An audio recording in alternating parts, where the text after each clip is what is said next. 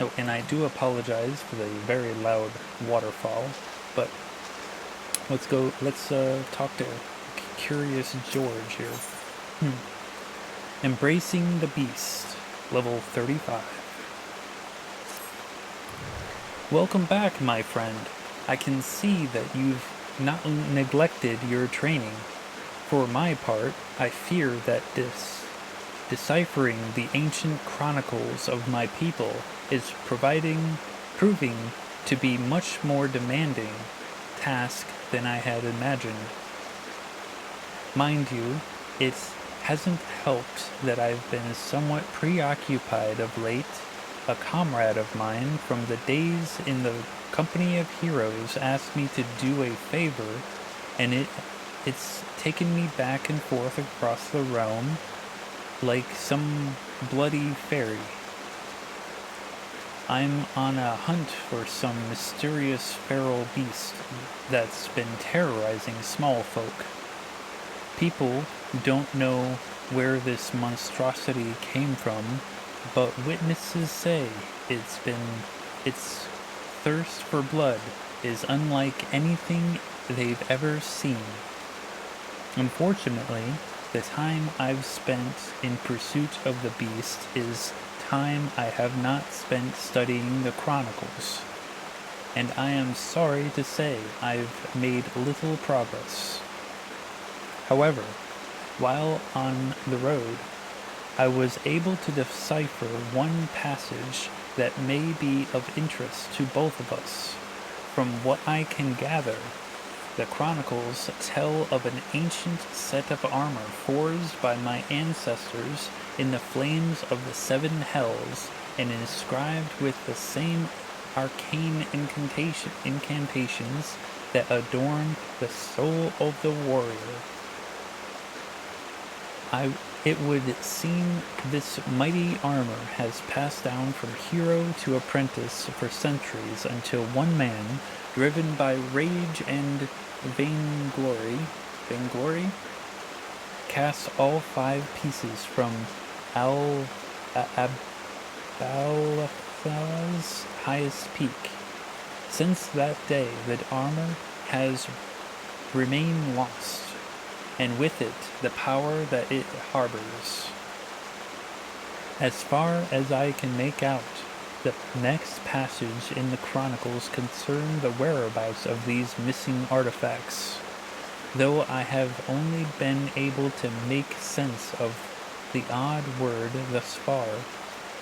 Still, I must confess some excitement. Imagine that a warrior clad in such garb could achieve. Ah, if my brother were here, we could decipher the texts together and spread the teachings of our people to the entire realm.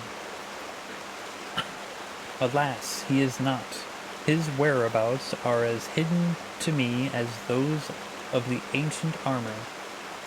I would have liked you to meet him, if only so that you could have looked upon a true warrior. Well, perhaps you still shall. Eorzea is not as large as most people perceive. Paths cross, fates intertwine, such is the will of the spinner. It may be that my brother has chosen a similar path to mine, but I have rambled long enough. You are here to take the next step in your training, and so I shall oblige. In the southern reaches of Thanalan is the Shagoli Desert, a god-forsaken wasteland of naught but sand that stretches as far as the eye can see. It is here that the Leviathan of the sand dunes lurks, a sandworm of gargantuan proportions. When facing this mammoth creature, you will soon realize that the feeble hacks and slashes of your puny axe are ill-suited to the task of felling such a foe. But do not let this dissuade you. Wake the slumbered beast within and summon forth the strength that that transcends the limits of your physical form. Mind you, first you'll have to find the beast, and that might prove a tall order in itself. The Yu tribe that inhabits Forgotten Springs is wise to the movements of the denizens of the desert. Should you want for guidance, I'd wager they could set you on the right direction. Okay. So, Forgotten Springs and Thanalan. Southern Thanalan.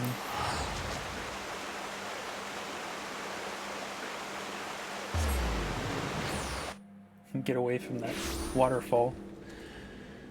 Alright, where are we going? We're talking to this person? The Leviathan of the Dunes saw the fearsome bugger not a week ago preying on a group of merchants south of Bagart's Strike. The smart ones dropped their wares, turned tail, and ran. The dumb ones, well, at least they can say they died rich. It's true. You can say that you died rich.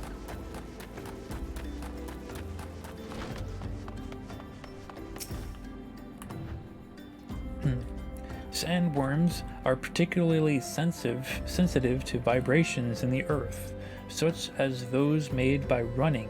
If you're looking to summon one of the beasts, then I suggest you search for their tracks, then run around making as much of a clamor as possible. I would also suggest you seek a cure for your madness. Sir, you don't even know me.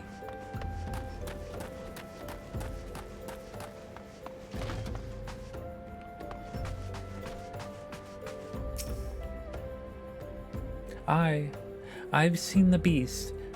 Stands 3 malms high, he does, and stirs up sandstorms with each wriggle and wraggle.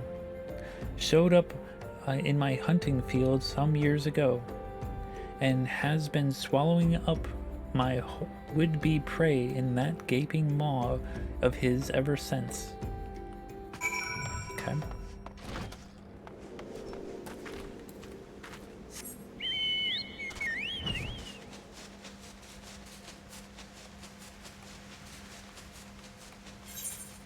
All the way over there, Jesus Christ.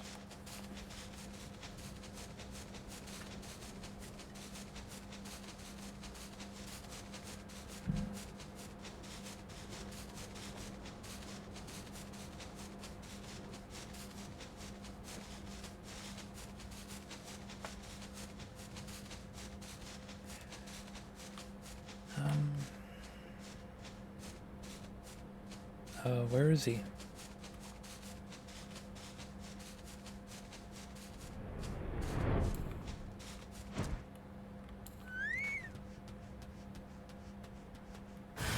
There he is.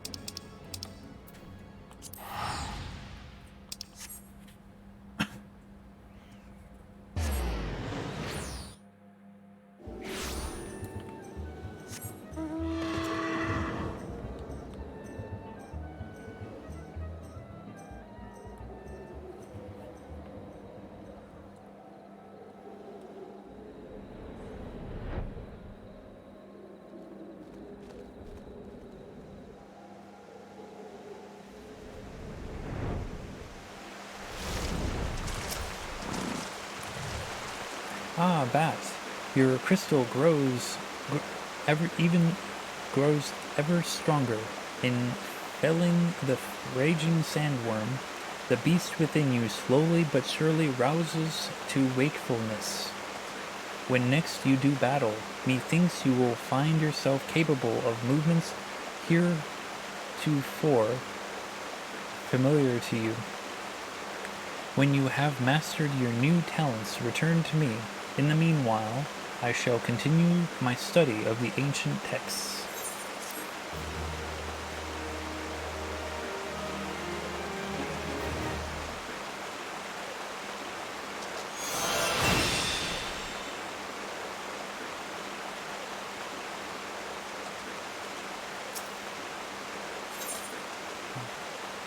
Level 40, Curious George goes to Wineport. Hello again, my friend. It is quite obvious that you have been anything but idle in your training since last we met. Your progress is heartening to look upon, truly, but it also serves to remind me that each hour I spend poring over ancient texts is an hour not spent honing my skills. I fear my worth on the battlefield is diminishing by the day. Yet I am certain that my studies of chronicles will yield something of use. In fact, just last night, I discovered how the warriors of my tribe came to be shunned by the outside world. Upon witnessing my people's power with the axe, the armies of the city-states began to incorporate similar techniques into their own training regimes. These are the self-same techniques I have been instructing you in, Bat. Ones which call upon the inner beast. The consequences, of course, are dire. Yes, their soldiers became nigh on unstoppable. But they also became wholly uncontrollable, and both friend and foe fell prey to the ensuing carnage. Of course, the heads of the city-states laid the blame on these atrocities solely at the feet of my kind, promptly banning the ancient art and imprisoning anyone suspected of teaching it. Or so the chronicles say.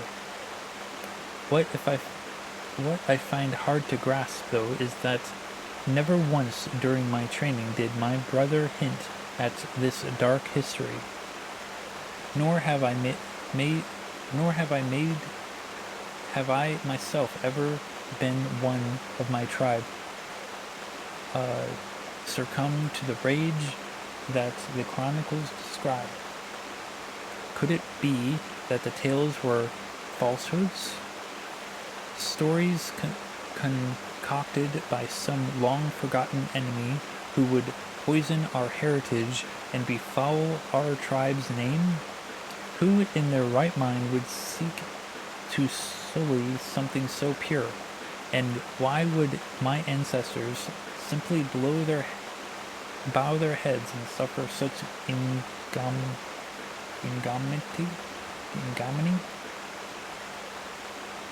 That my people should be so weak, so utterly bereft of pride, is inexplicable. I refuse to believe it. It matters not if these claims are groundless. If they prompted my tribe's art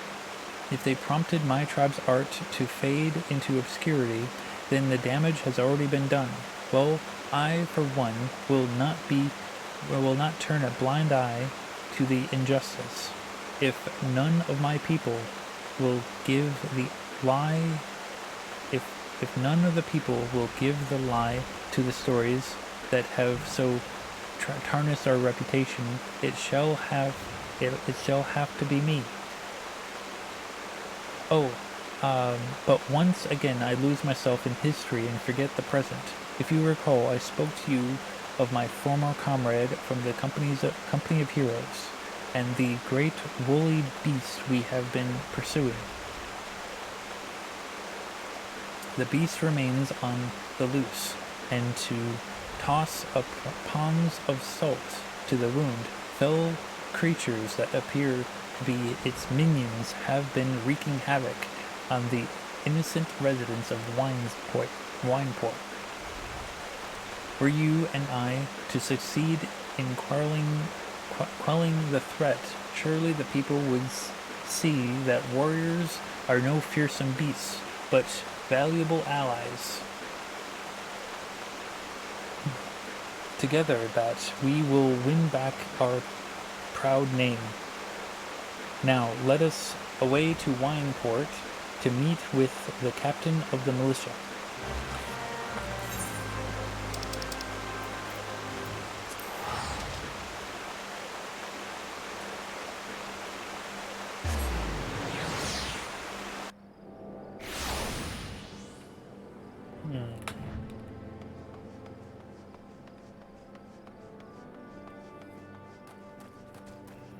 Hello, Captain.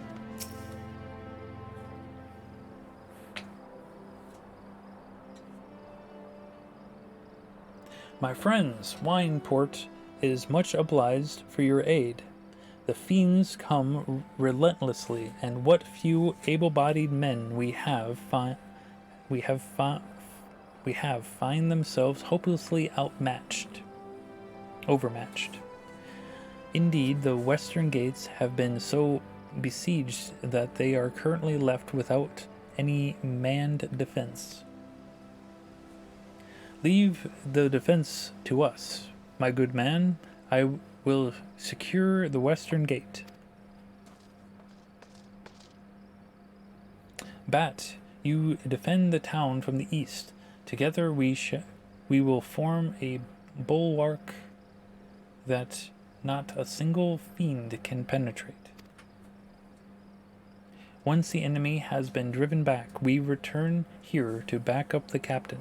Got that, Bat? Sure.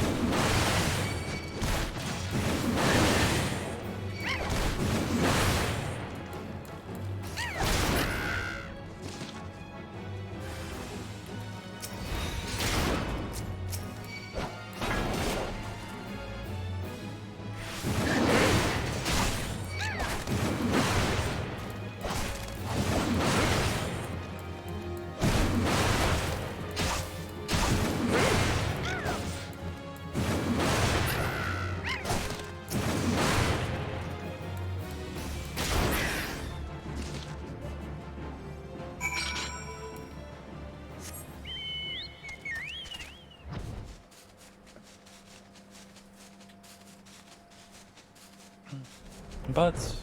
What do you mean, butts? We talk about tacos here. How's it going, Kendra? Thank the 12, you're safe. We have need of your skills yet. I just heard a scream, and I fear that one of the beasts might be loose within the village. Come with me.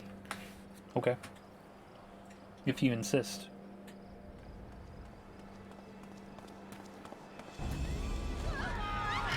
Ah, yeah, screams, ah.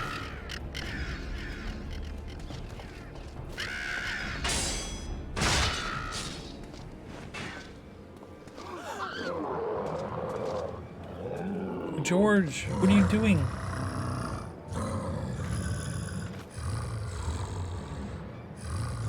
You monster, get away, get away! Monster? But I...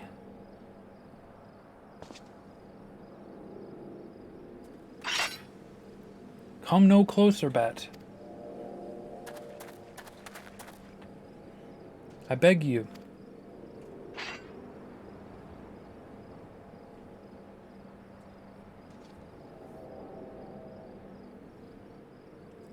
I must return to the falls.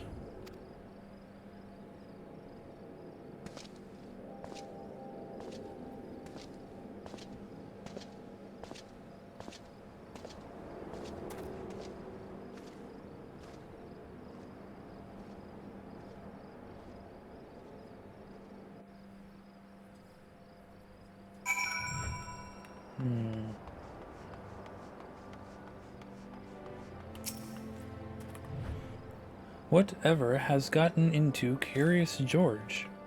'Tis true that he fought like a man possessed, but to make himself him for a very beast he hunts. Methinks the child's parents have been feeding her a few too many ghost stories for her own good. Worry not, friend, I shall speak with the villagers and clear up the most unfortunate misunderstanding. Do return to the falls and assure Curious George that Wineport is indebted to him for his aid. Yo, thanks, dude.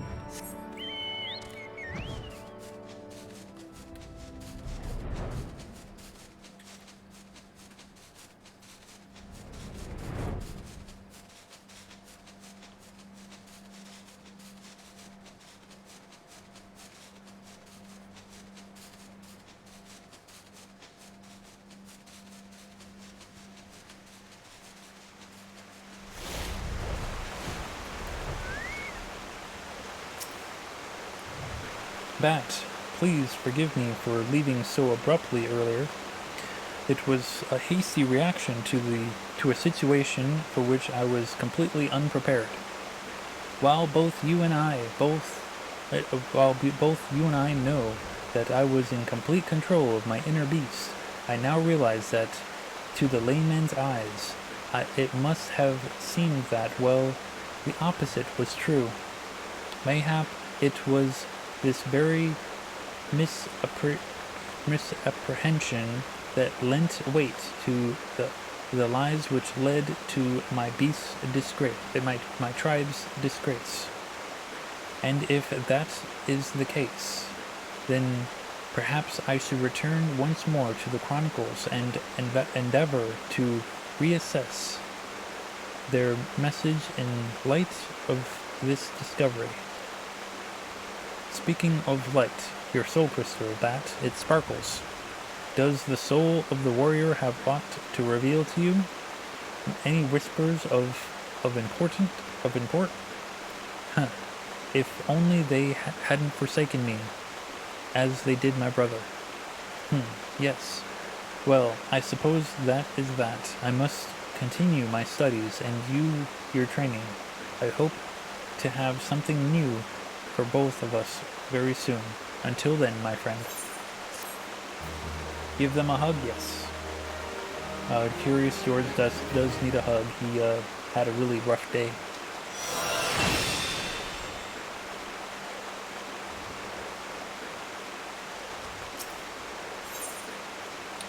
Level 45, looking the part. Welcome back, my friend. I was wondering when your travels would bring you back this way. It just so happens that I have some exciting news. I have finally uncovered the clues pertaining to the whereabouts of the lost armor of my ancestors. As it turns out, after the fallen hero cast the 5 pieces from the mountaintop, 5 of his pupils set out to recover them, intending to restore their master's name. What is more, they were actually successful in this search. However, when it came to reuniting the set, the armor's great power began to work upon their minds, and not one could bring himself to relinquish his peace. Realizing then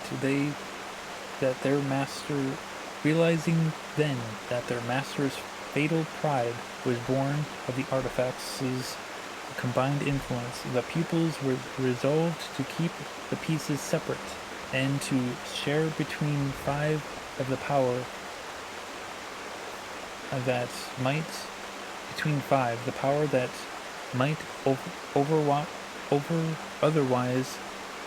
otherwise have consumed one. Thus did each of them carve his own place in history.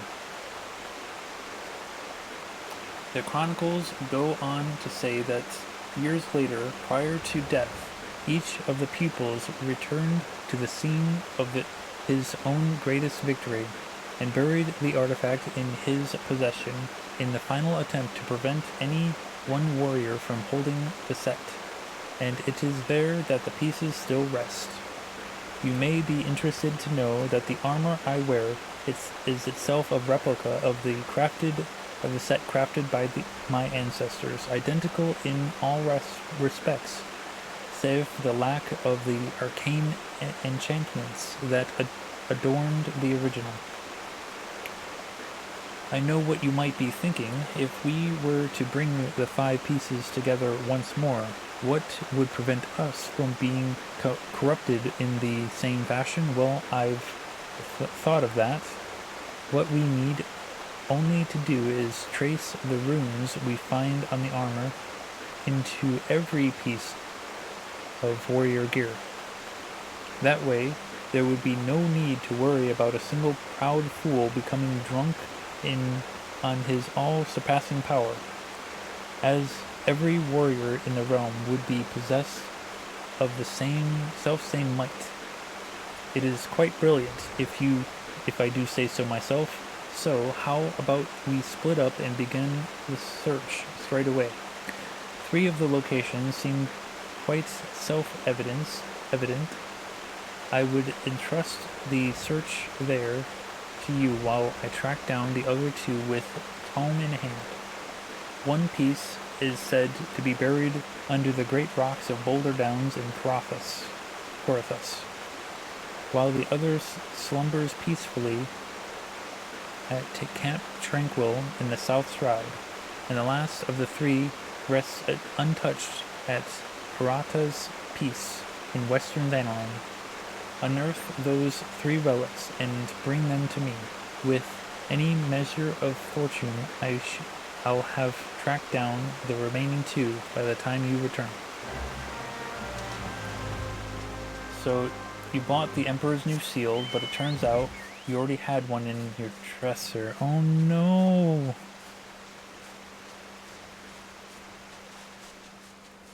So, I'm gonna make all armor the fancy armor? What do you mean?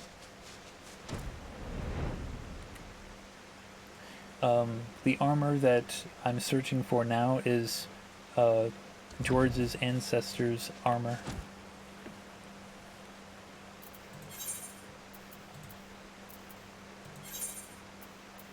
Hold on. It's actually faster to go to Mordana.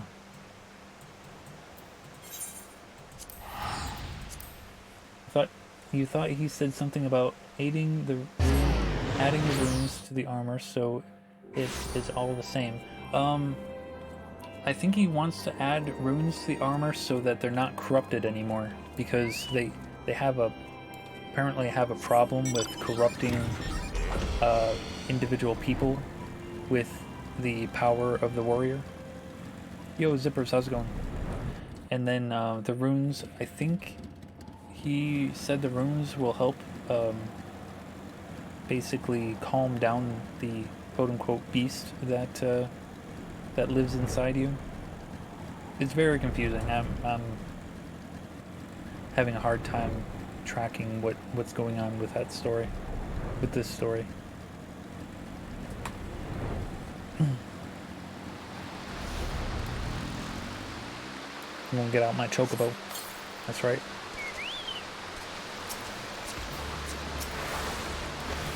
Yo, come here, hostile presence. Come here.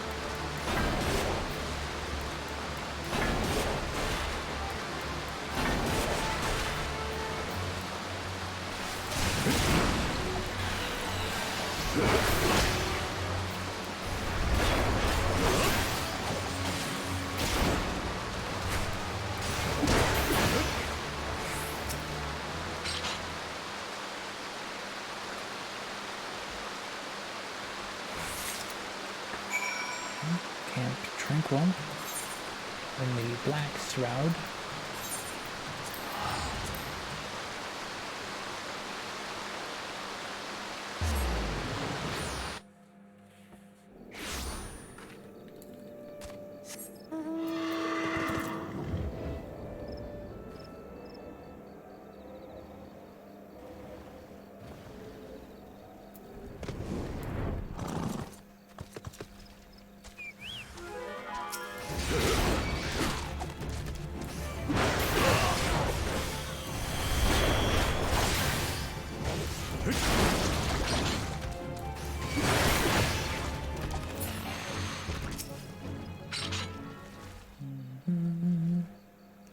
Now, I don't think the runes are going to work. My best guess is that they're going to backfire and make either me or Curious George go mad with power. One of the two. We don't know yet.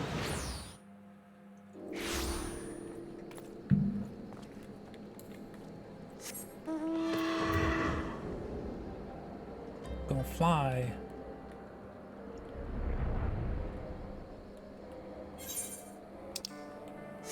You've already gone mad with power? Nah, you haven't. Prove it.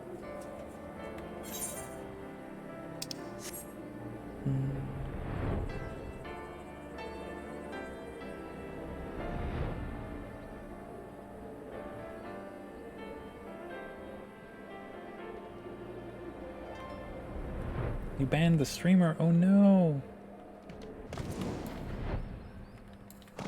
You. I don't like you.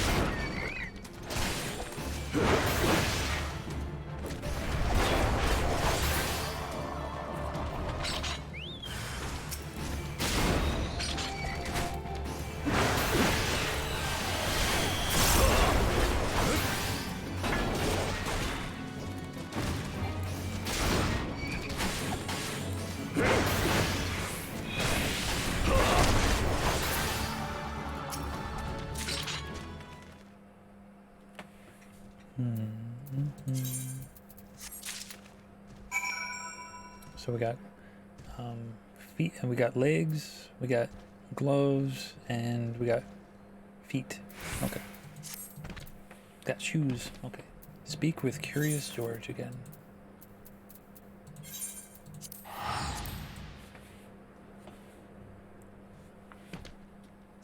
He's gonna have the helmet, which they always save the chest piece for last.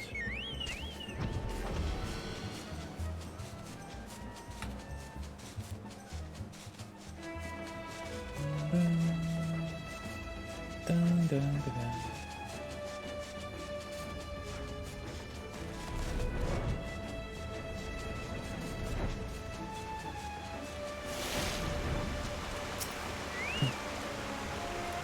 How fares your search, Bat? Have you found aught of my tribe's ancient relics? Should you have the 3 pieces of armor, don them and show them to me. You want me to wear them?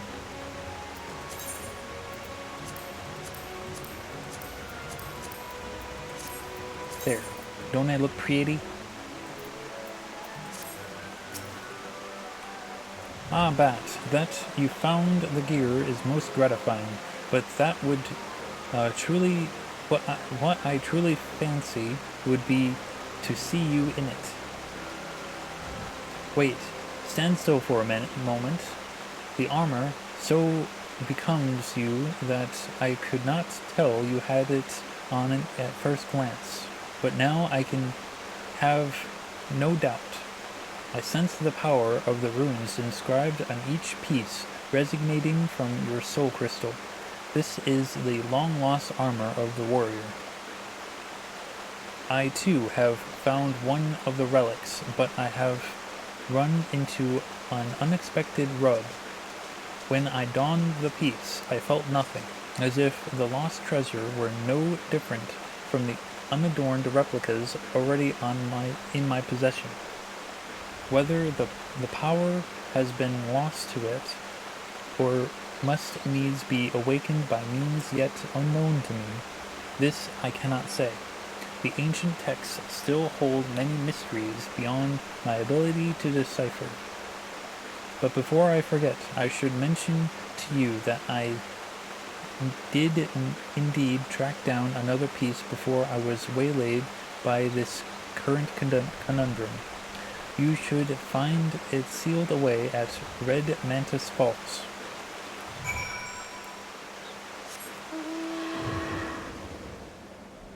Sending me off on a wild goose chase. all the way over there across the map. My goodness. What is this? Endwalker? And to think, people used to do this without being able to fly.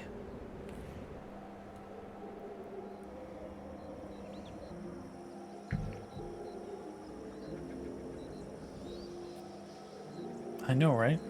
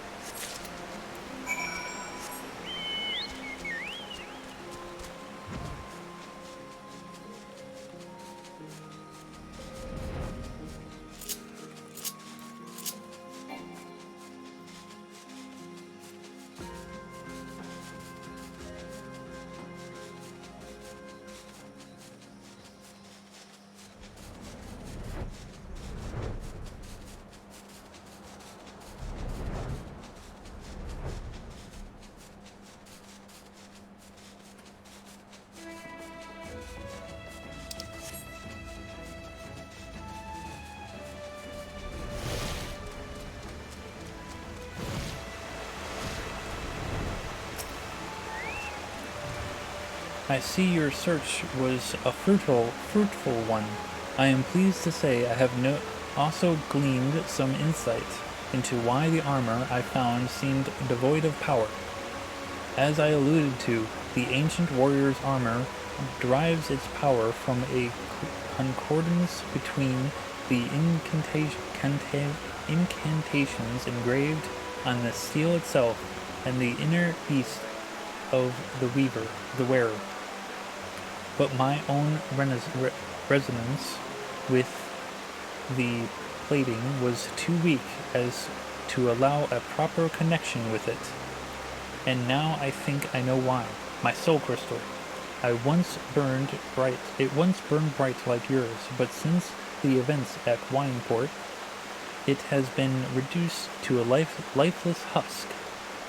Why this happened, I cannot say, but the tome is quite clear that what would happen were the power of the armor to be bestowed upon one whose soul is weak.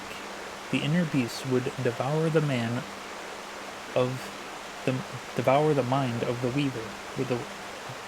The inner beast would devour the mind of the wearer, who would go on a mindless rampage that would end only with the mercy of death. Yes, not unlike the crazed fiends we battle. I believe that the armor sensed my weakened state, foresaw the potential of danger, and then knowingly shut off its powers to me, and I dare say we are fortunate that it did. I feel as though an apology is in order at this juncture. I must tell you I left this final piece of armor where I found it. The breastplate, as the piece closest to the warrior's heart, has been far greater and more dangerous than the other pieces. Uncertain as I was to the reason for my being unable to connect with the plate's mystical energy, I feared to take it would mean imperiling both myself and those around me. Your soul may burn stronger than mine, yet still I worry for your fate. I still worry for your fate, for you to put it on. Look deep within yourself, Bat. When you feel yourself ready, and only then, come speak to me again. I mean, I might as well just speak to you now. Alright, level 45. Proof is in the pudding.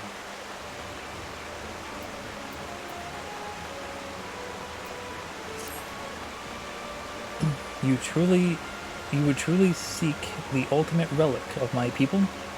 The armor that could consume the very soul of the most puissant warrior? Well then, if you are truly convinced of your readiness, I will not be the one to stand in your way. But I beg of you, Bat, the moment you feel yourself losing control, and your inner beast overcoming you, cast the armor aside, cast it from the highest mountain or into the depths of the ocean, I care not. For once the beast consumes your soul, there is no going back. You will rage on, a monster, leaving naught but carnage in your wake. The realm will bleed, and history will repeat itself. I cannot allow this to happen. No, my people have been shunned long enough. I would see the coming of a new age in which warriors protect the weak and are loved and admired by people of the realm. My years of battle and sleepless nights spent poring over the ancient texts, all has been for this day.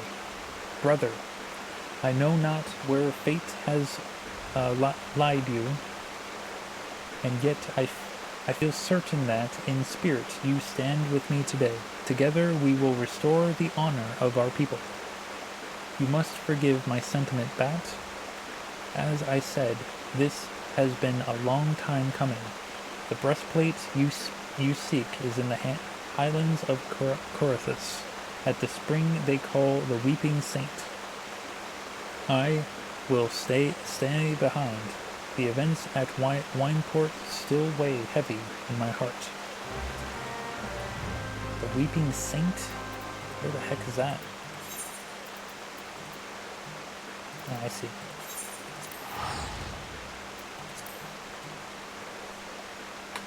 Why is the spring crying? I'm not sure. I mean...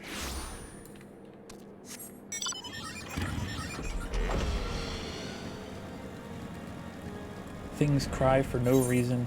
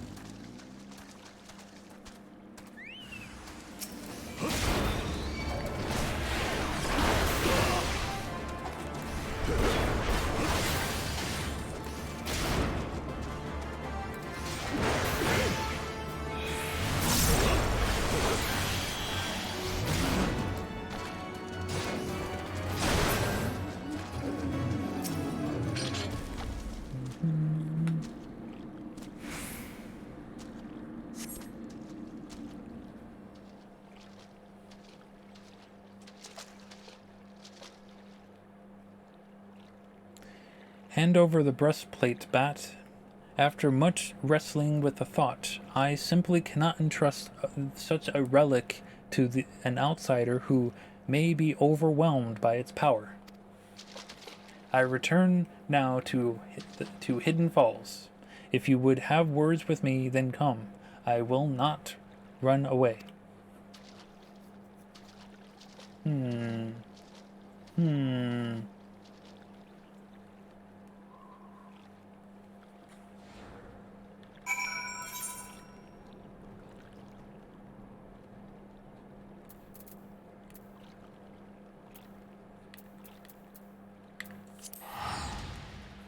Give them hugs, exactly. They'll forgive us for doing what they told us to do, right?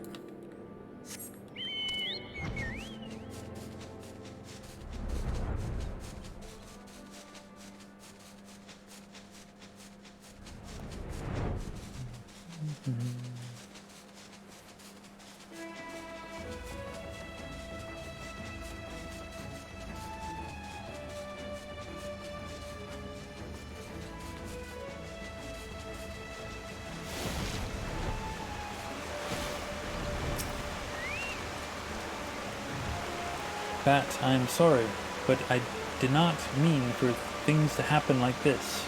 But but I had to say, but I had no choice. But we were only following their orders exactly. I have wrestled long and hard with the matter, but this is my decision. I cannot trust you with the power when I do not even trust myself.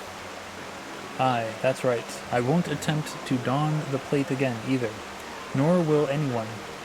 Not until I have proof that there is one with a will strong enough to withstand the beast siren call. Peer deep within your soul, Bat. Peer into the eyes of the beast and that stares back at you. Can you truly say that you can engage the monster in battle and emerge victorious? I shall return to the tome if there are any answers to be found. They lie within those pages. In the meantime, continue your training, that you might find an answer of your own.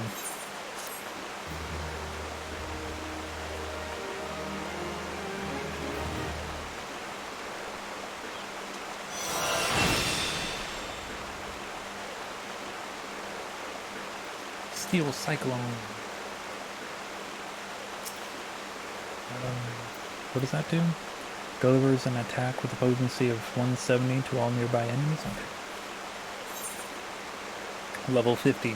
How to quit you.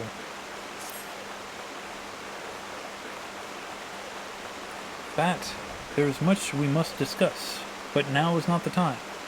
You surely recall my mention of the hunt for the bloodthirsty creature terrorizing the small folk. I've just received word that the selfsame monster has been sighted near Wineport. What is more, according to those who managed to escape the carnage, the creature appeared more man than beast. If this is true, then our quarry could not be far more dangerous than any wild animal. We must find a way to stop it. I must find a way. This is my chance to prove to the people of Wineport, nay, the world, that my tribe and the art have been wrongfully judged. Perhaps then my ancestors will deem me worthy. I think even my brother would too. There is no time to lose. We must arrive in the hamlet before any of the villagers fall prey to the beast. Let us leave once more.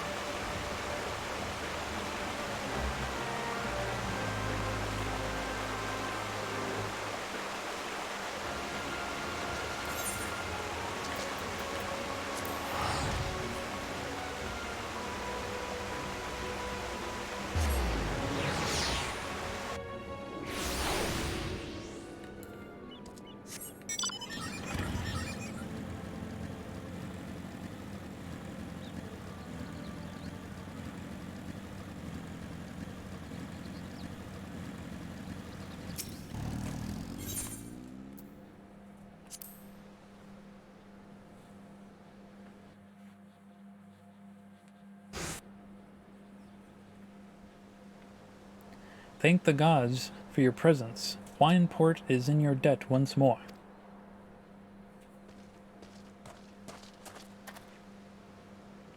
Fell creatures bear down upon our village in hordes, as if drawn by the great hairy beast. You must stop them. Bat, you fend off these creatures. I will see to the beast. This is my battle to fight.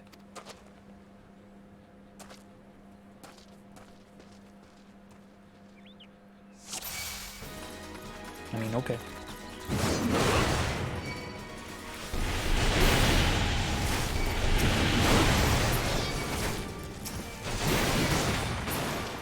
See, the whole point of being a warrior is to make these creatures be attracted to you, not the other people.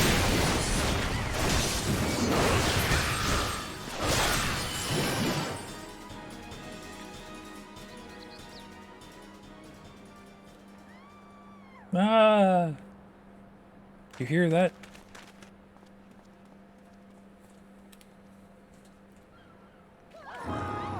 It's the monster. It's the beast. Run for your lives.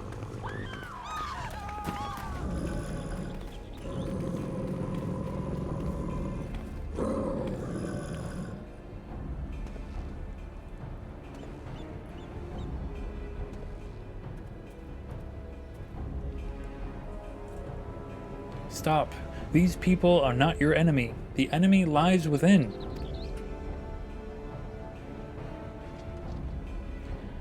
You are stronger than this. Take control of the beast. Do not let it consume you. Brother.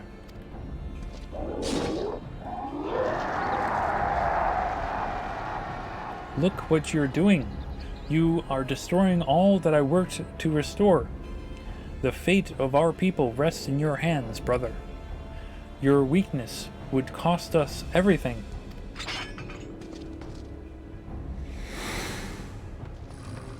I cannot let that happen. I will not. Our ancestors have chosen me to lead our people to glory, and no one shall stop me.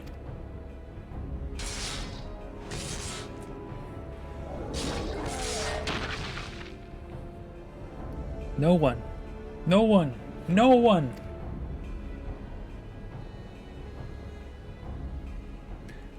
It was I who unlocked the secrets of the Chronicles.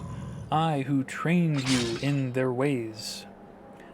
I who uncovered the locations of the legendary artifacts. I who defeated the tribe's greatest warrior. I am the master now. I am the master. Return to me what is rightfully mine. Give me the armor. Right. Or I shall tear it from your bloody corpse.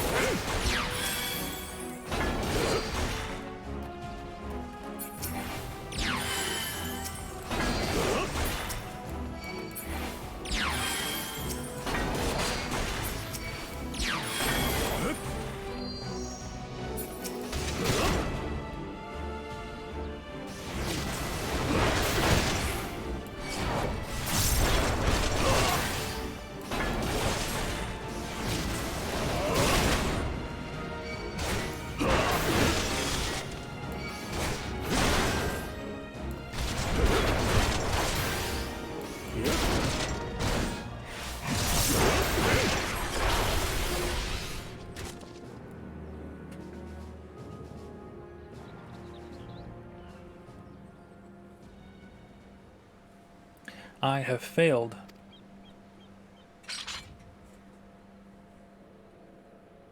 I failed you. I failed my people. I failed my ancestors, and I failed my own kin.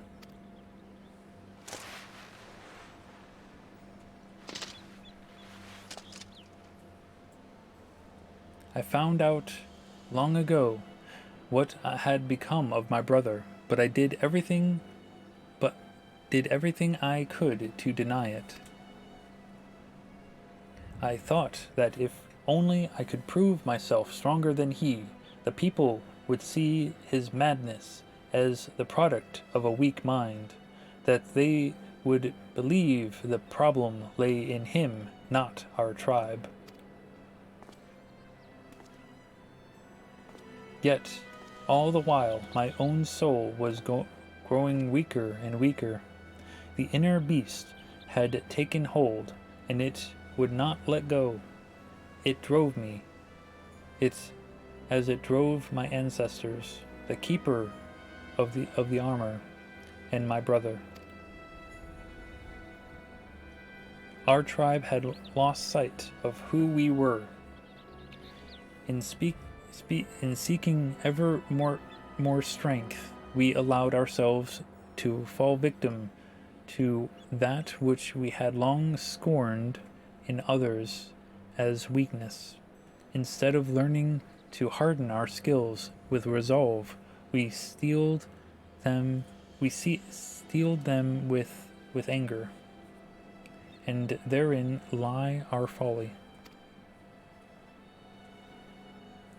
Like a bonfire, anger burns hot and bright, but when the fuel that feeds it is spent, all that remains is ash.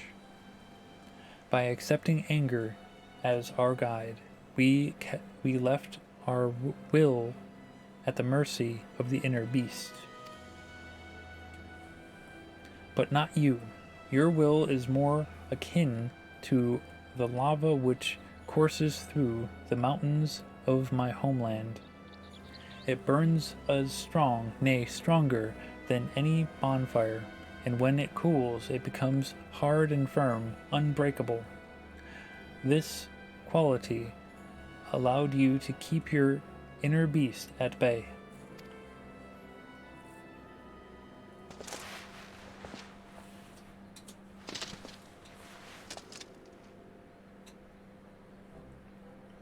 My people were once as you are now, Bat, and I believe that is why my ancestors chose to speak to you.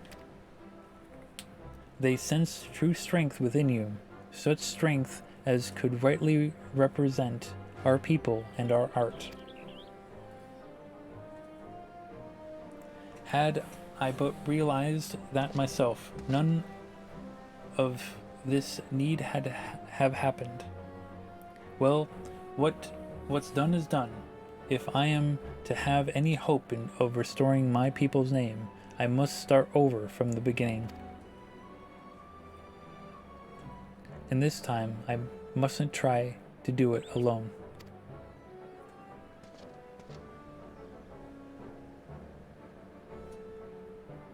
So, hugs now? Yeah, exactly. It may take time, but together, my brother and I will restore our village to its former glory. And when we have, I shall remember Bat, my friend and my fellow warrior, and how he saved me from myself, that my dream might become reality.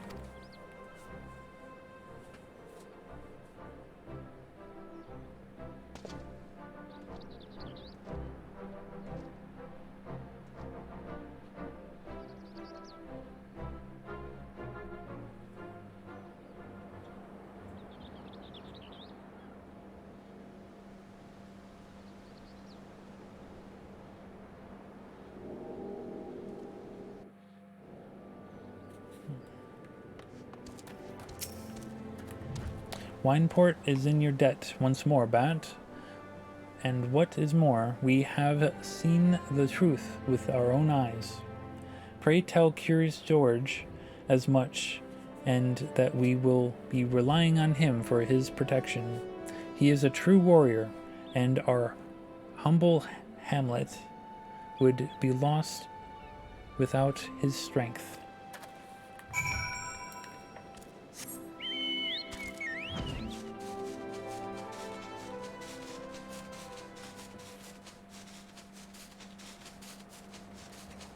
Definitely one of the shorter job quests.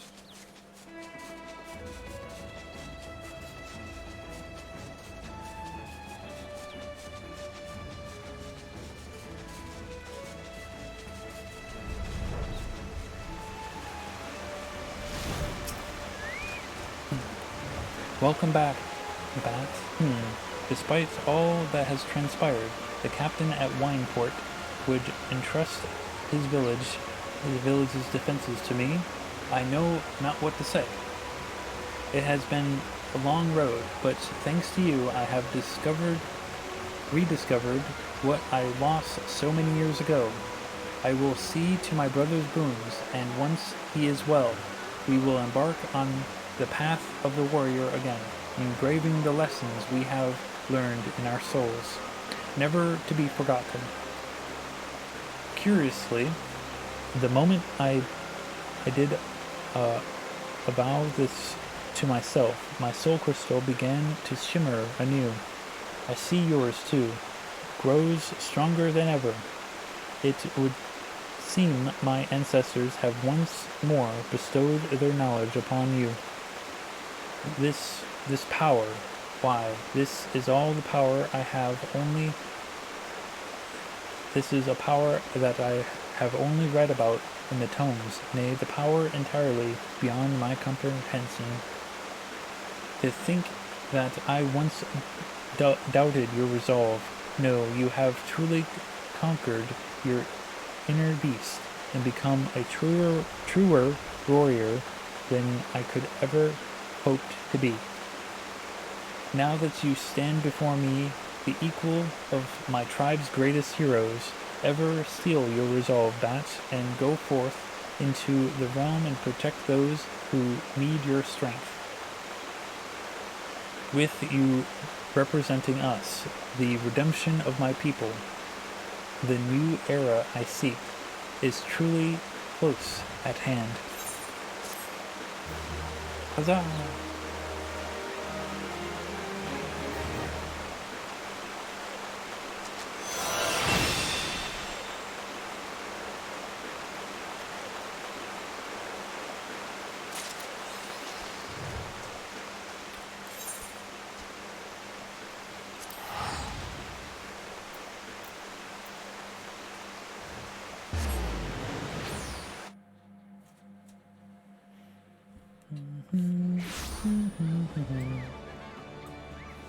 Okay, let's take a look at this.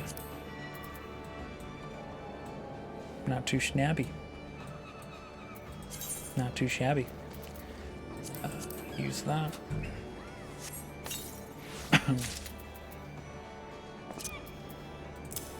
Oh, I like the red on that.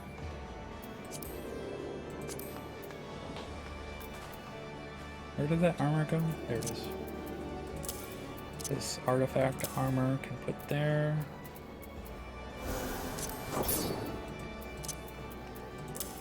The artifact armor you can put in your armoires. Not discard. What the hell am I doing? Sword. Feet. There we go. Equip, equip, equip. Save. Okay, cool. It's not too shabby. I kind of like it, actually. It's got a nice red tone to it. Like I said, though, I really wish that this this armor is dyeable, because it would look heckin' nice to be able to dye this type of armor.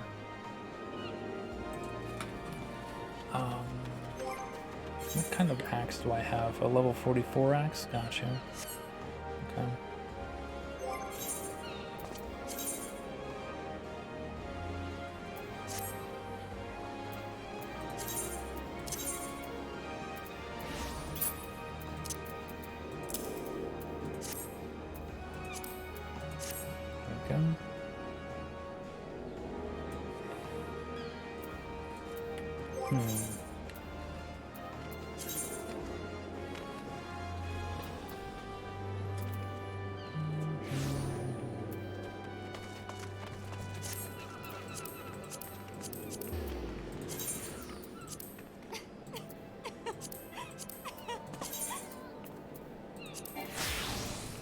There we go. That'll straighten it out like that. Good, good. Can't see the wristwatch. Or the, what you call it. Anyway, let's go put this artifact gear in the armoire at the Alpha Castle.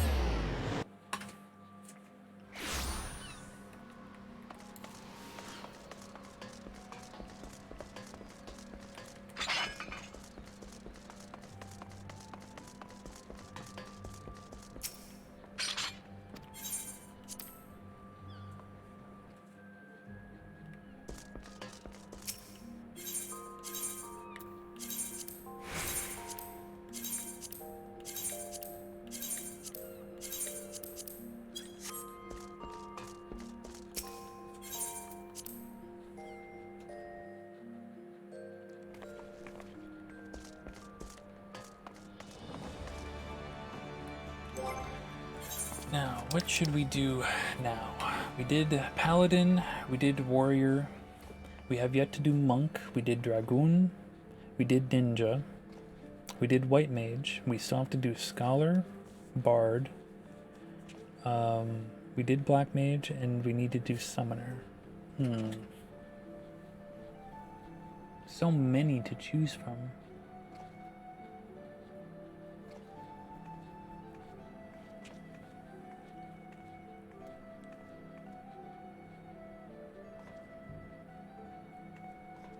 If we do Monk, that will round off all of the level 50 jobs for melee DPS.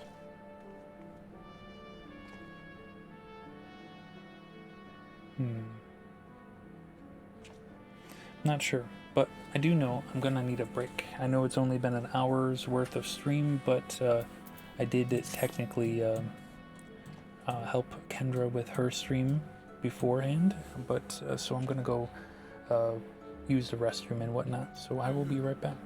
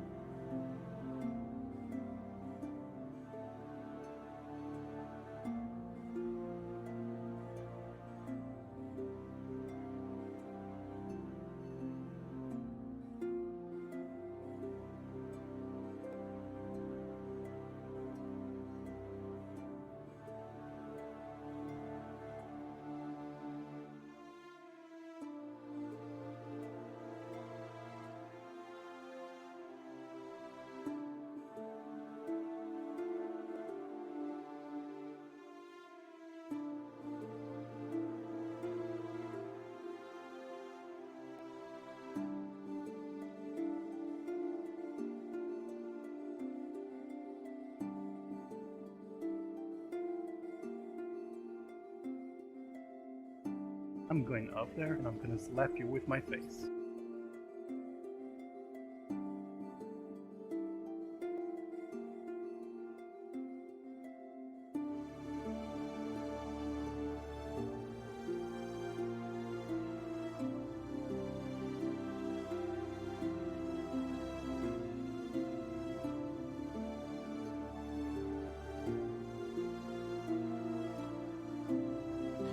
Oh heck, I missed the Keishi command. I don't know what it said. Alright, I'm back.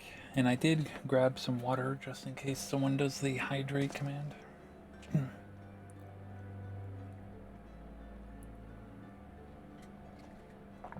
Command, I mean redemption, whatever. Anyway, I think I'm gonna do monk, actually.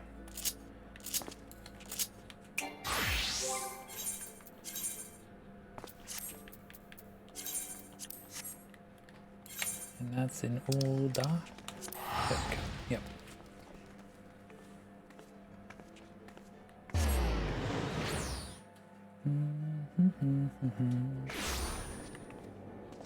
Should be the Goldsmith Guild.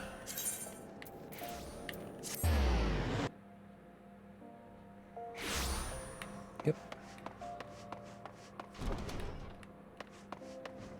Hello, Eric.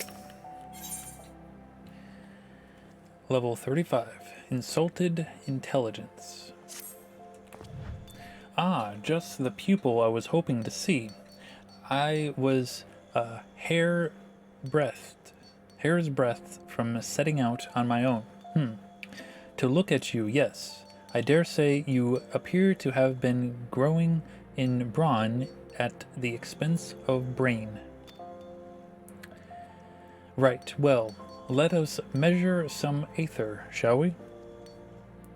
And by we, I mean you. Oh, and the monk simpleton, of course. Though contrary to his nature, he has already set out for the destination I assigned him. Thinking, perhaps, that you are far too stupid to take much less understand etheric readings, it is true, you are stupid. But the aetherometer shall do all the work for you and transmit the data back to me. As souls more suited to action, the monk simpleton and yourself need only carry the device on your person and set about beating on things as you always do. I shall capture data as you trudge about hither and yon. Aether is not only the source of all magics, but also the fount of all life. Yet, despite its ubiquity, it remains imperceptible. When a living thing dies, the aether corresponding its life is released. Comprising its life is released. When this discharge takes place, a portion of that aether remains, lingering in the physical world. No doubt you have etherical crystallization, physical manifestation, apparitions of the deceased luminescent glow known as ethereal threshold. In short, the more violent and dramatic the loss of life, the greater the amount of aether left behind, either in its imperceivable form or in crystallization. And where are the most lives lost in this manner? Cemeteries. No, false, you idiot. Battlefields. Do you not see the etheric readings of those locations? We can discern the scale and more of the battles that took place there. As for those fool beliefs in monkhood but keeps chakra and spiritual energies and whatnot. If I were to allow that they truly exist, I would be inclined to say they are one and the same as aether itself. The aether churning around these ancient battle sites come to naturally settle in the surrounding life, both plant and animal, though more so in the latter. It accumulates within them. Felling these beasts then releases that aether, causing a surge that resonates with the aether within you, causing it to expand the so-called opening of the chakra. By this, the power of the life itself within you grows. A watered-down explanation, but adequate for one of your mental prowess, I believe. Mine own wife never had the patience for such things either, nor my passion. She cursed me at my work, took our children, and returned to Alamigo. But now is not the time for that tale. The area I am placing in your charge is Bloodshore in eastern La Nocia. Place the aether meter in the appropriate location, and after a spell, retrieve it and bring it to me. I obtain the data I require, and you and the monk simpleton are afforded the chance to indulge your, how shall I put it, charming little backward fantasies. All are happy. Ideally, I would prefer you have a knowledgeable understanding of Bloodshore history, but I fear we lack the time for me to educate you. I need hardly tell you that my research takes precedence over your schooling. Wow. Wow. Back to Casa del Sol, I guess.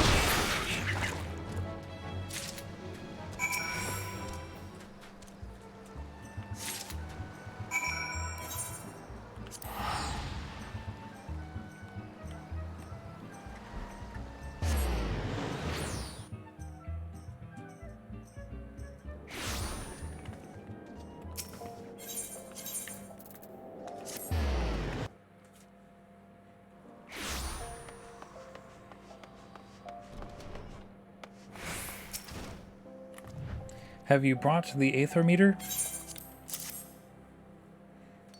It seems the device has suffered some damage. I suppose such things are unavoidable in this line of work. I must see to its repairs at once.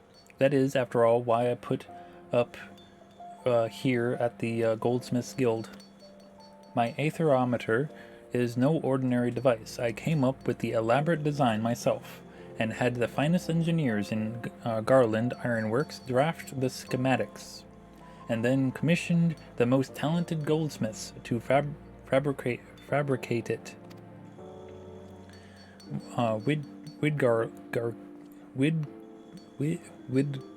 Widargelt delivered the results to his to his outing not long ago. I must insist that you take your leave of me now. There is a wealth of data for me to analyze, and I fear that simply having you nearby will somehow affect the processing power of my brain. Repairing the aether meter and determining which locations to next investigate will require some time. Why don't you go and train those muscles of yours, or whatever it is you do in my absence? Sure, why not?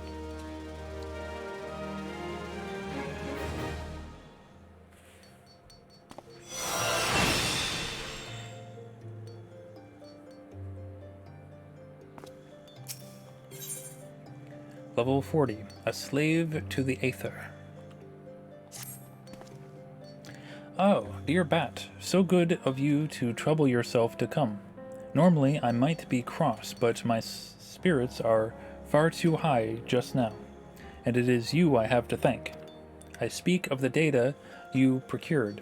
It is simply marvelous. You have a true gift for grunt work, my friend. I wish I had 100 more assistants just like you. I have been in this field for a very long time, and I have been alone. Ever since that unfortunate mold tea fungus culture incident sparked my passion for research. I regret nothing, Bat. Save perhaps having to share so wondrous a world with souls as unlearned as yourself. Still, your performance has not left me completely bereft of joy. It is rewarding to think that my instruction has guided you to such success. Oh, he's a very rude person. There, how's that? Shall we dispense with the further pleasantries? Very good, then. I made yet another career-defining discovery while pondering which battleground to measure next.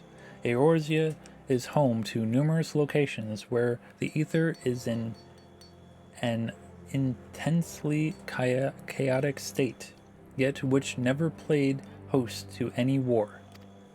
My hypothesis was that such flux in the aether was indicative of a past battle, and all my research was predicted upon this. But turn the theory on its head, Bat, if your mind is able. What if the people of the past chose areas of roiling aether to hold their battles? You bet he doesn't give a flux about us? True. I have already sent the simpleton monk to train measurements at the fine sand banks. As you are doubtless unaware, this lies on the border between Alamigo and Gridania, and was the stage of the Autumn War. I ask that you find our monk friend and collect his aetherometer. Manual and tedious, yes, but he has an early make of the device that is unable to transmit data. I gather the numbskull is in Little Alamigo in southern Thanalan by this time. Your poor potato is naked? Well, dress your potato up. You think I ask too much of you? False. I ask more. Your other task is to travel to Snake Molt in the South Shroud, and there take measurements with your own aetherometer.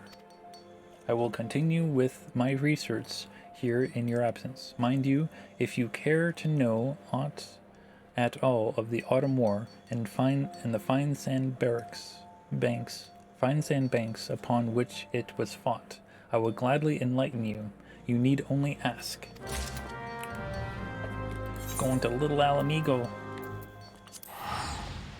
You are too lazy to go buy gear for it? Go buy gear. That's why I gave you 500k.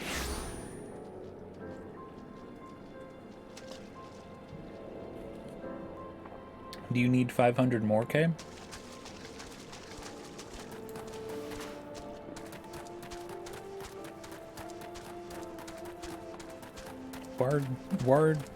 Widargelt. How's it going, dude? You have come far. It is good to see you, brother. You come for my aetherometer. It is not ready to give. My work is not finished. I came as soon as I was told. But the readings require more time. Do not worry. They will be ready soon. You make for snake molt in the South Shroud. Eric believes the aether strong there.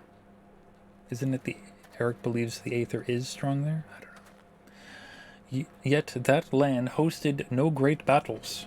He told me as much this morn. Leave me to my task here. Make for snake molt. Take your readings. My work will soon be done. I will bring the device to you. I have troubled you to come here. I will not trouble you to wait. Go. We will meet again at Snake Molt, brother. Okay. You just don't want to go back in town? True. For some reason you thought you could wear your old gear, not even stopping to remember it was only for war? Oh, are you leveling up magic or something? Or crafter or something? Now where are we going? Black Shroud, Quarry Mill. You're working on White Mage? Okay.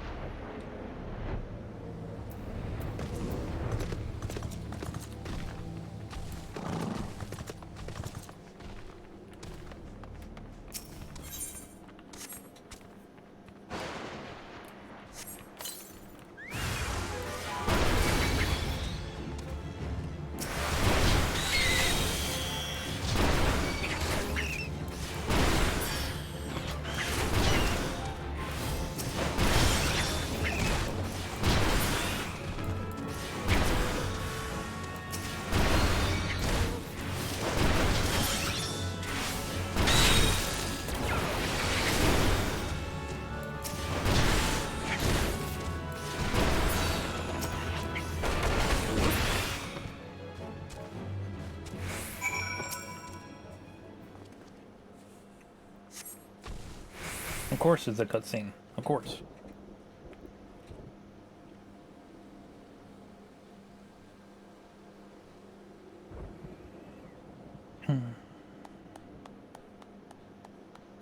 He's just sitting there.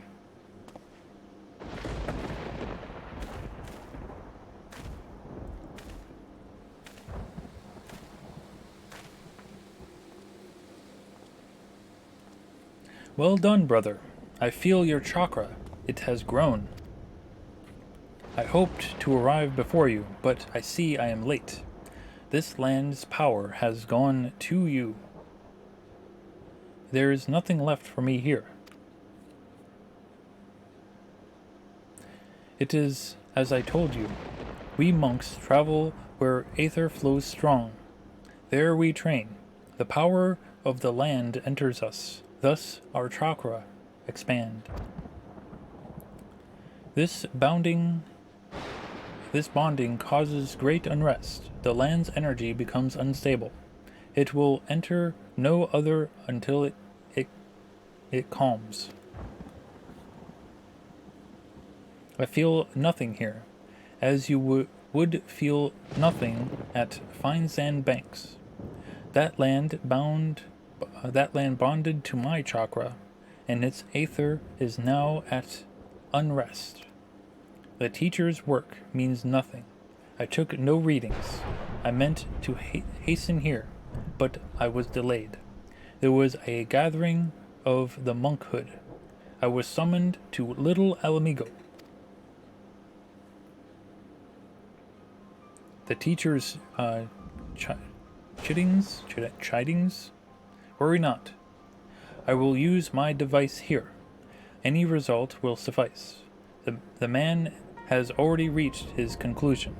He will trust the data to fit. Yo, enjoy your lurk there, Lael. It is a sad existence to sacrifice all for truth, yet be unable to truly know when one sees it. Speak not of this to him, brother. You see both our aims. You know mine is more worthy.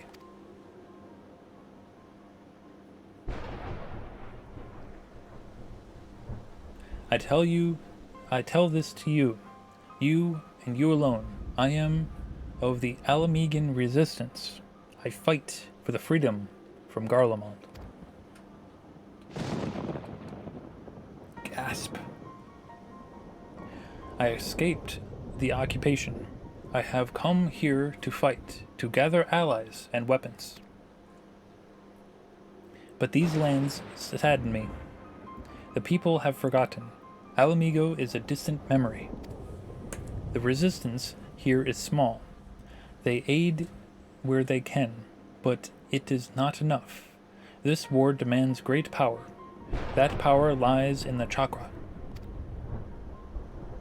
The teacher is not an evil man, but he thinks only of his work, not the suffering of innocence. His knowledge can be used for good. The battlefields. They can turn the tide. The chakra of many must be opened. If this way is lost to me, no, I will have this power. I must. In the end, an end to oppression, the end to starvation, an end, Alamigo will be made free. I will see it done. No, you see, I will see it done, okay? It's my job, alright? Forgive my speech. It is a matter close to my heart. I will give you my device, but I ask you say nothing of this to Eric. I beg you, brother.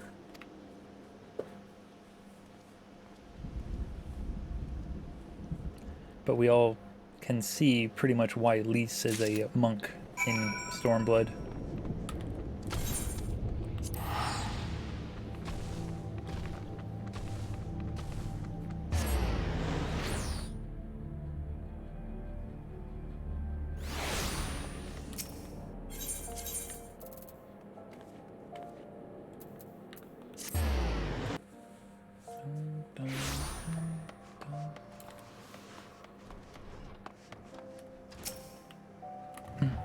I trust you have returned with both of my aerometers.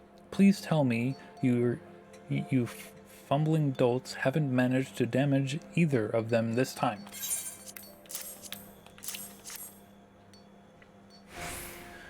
All looks to be in order here.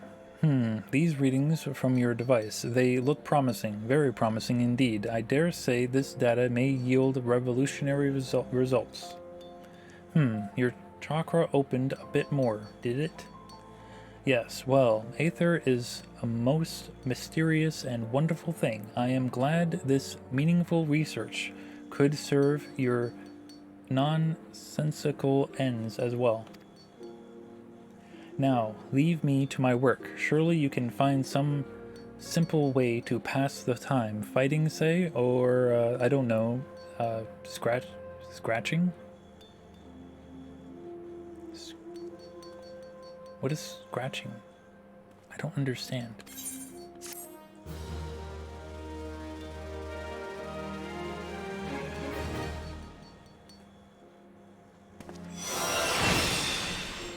Howling Fist.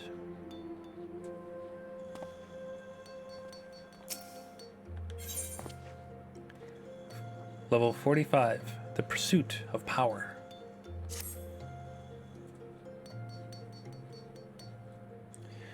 You two played me for a fool. The data the simpleton monk brought me was absolutely astounding, groundbreaking, revolutionary, yet I remained objective in my analysis, as a scholar must. Poring over the data, I finally arrived at a disheartening conclusion. The two of you took measurements at the same area. The values were near identical, equivalencies mocking me as I struggled to reconcile them. I could neither sleep nor eat, least I waste time not drawing near to the truth. And for what? Tell me, what is it you two were doing in the field?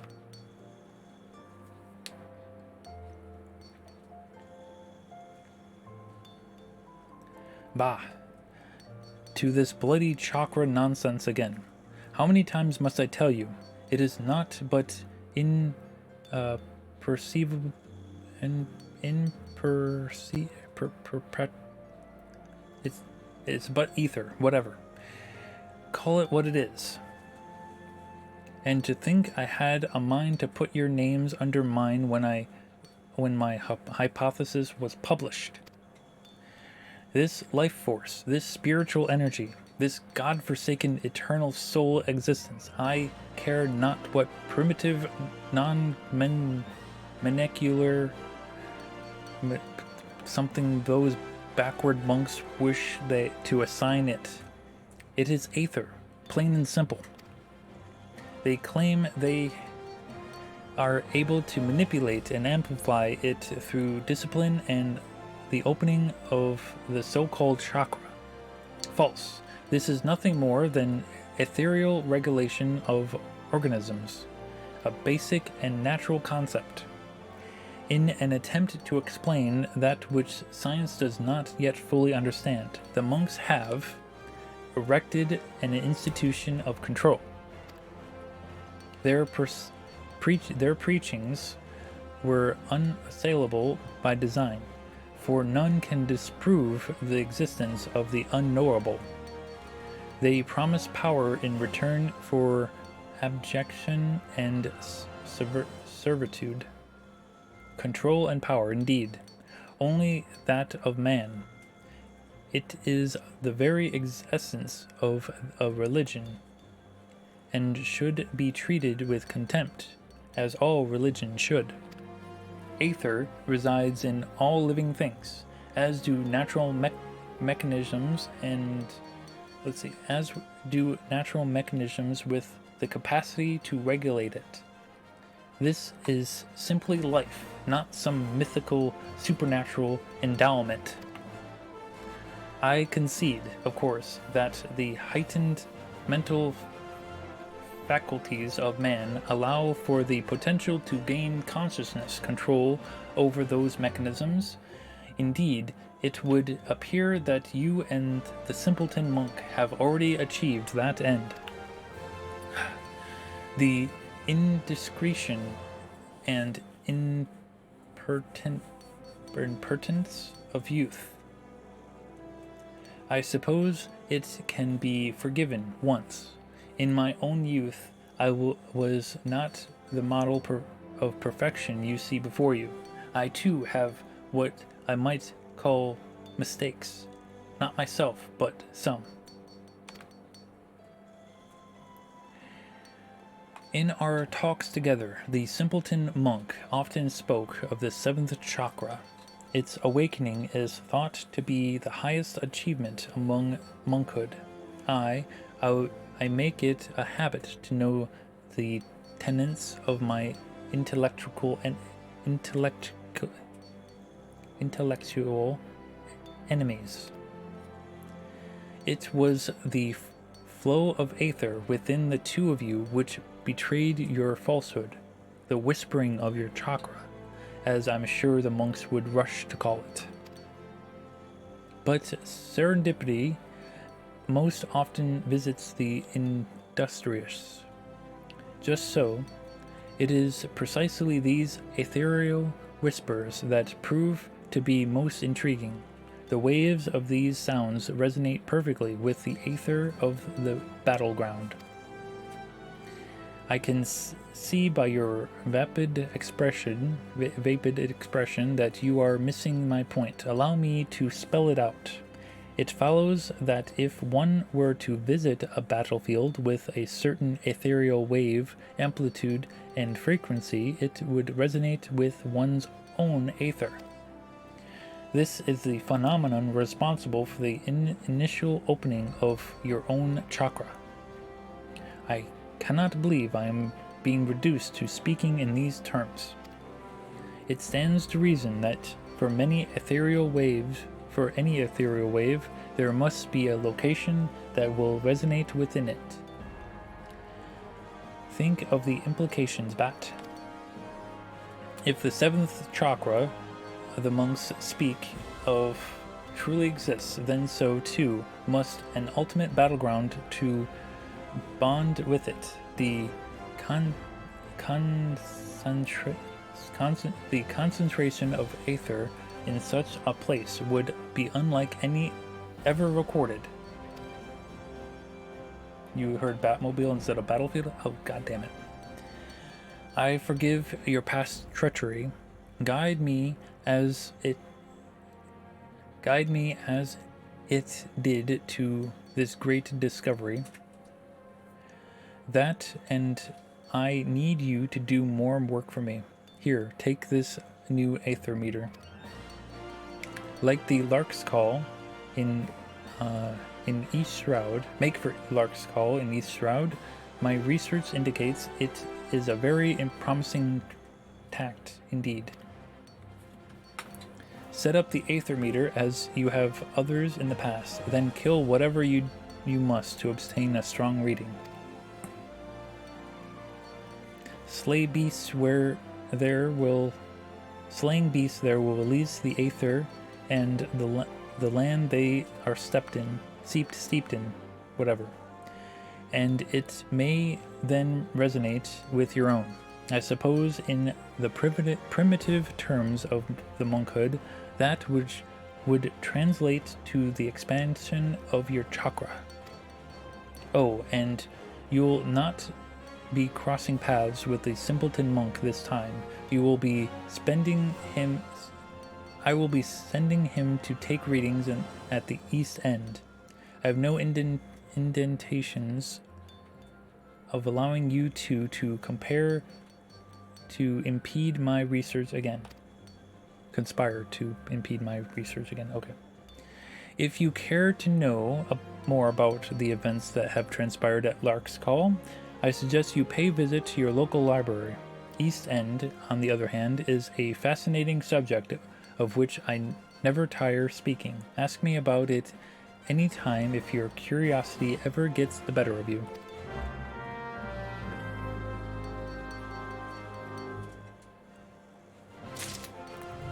I guess we're going to Lark's Call.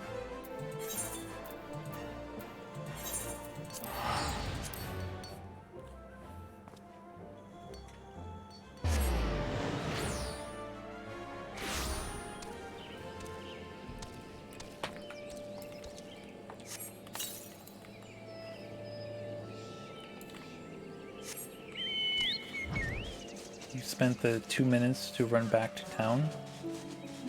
Why didn't you warp?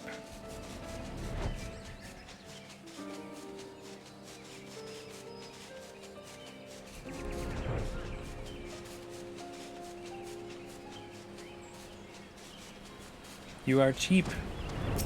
Nah, you're not cheap.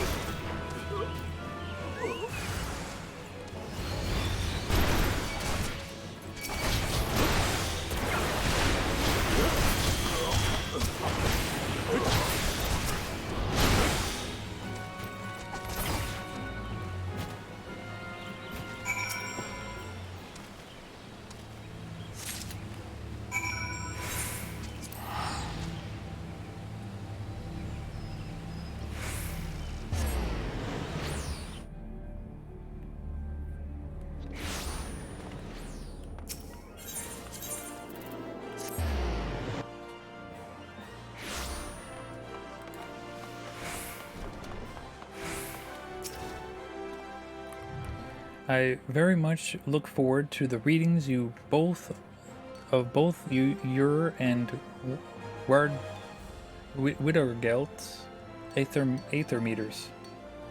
What's this? You've already finished? Then what are you standing there talking for? Come, come. Give me the aether meter.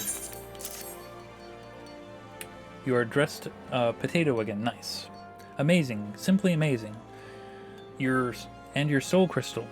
It's glowing more vibrantly than ever before, is it not? I will begin my analysis of the data with all haste. You've come to be quite the model pupil, Bat. Would that I could say the same for the monk simpleton. I can see the feeble gears turning in your mind. Come, there is no need to feel shame at your ignorance. If you wish to know what has transpired, you need only ask. I promise to use small words.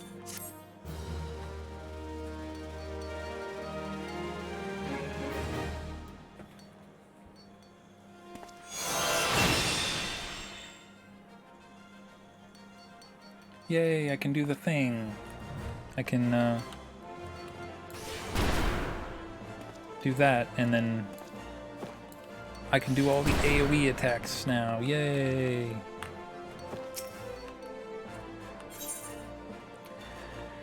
Level 45. Good vibrations.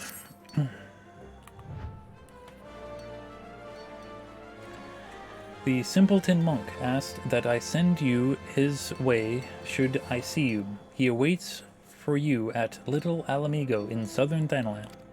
Surely you see Widdergelt for the danger he is. He is the most dangerous type of mind, one blinded by revolution and revenge. I do wish you tell him yourself that people should live for the future rather than the past.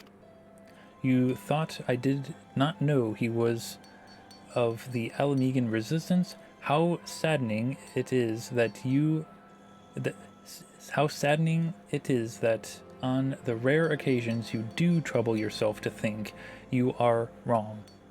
Of course I know. What matter of imbecile do you take me for?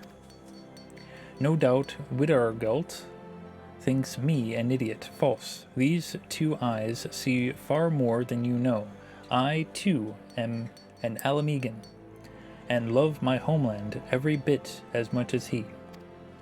Now, go now. Hurry to Little Alamigo. I will keep you no longer. No doubt Widdergelt is already awaiting your arrival. Eric? More like Andy, true.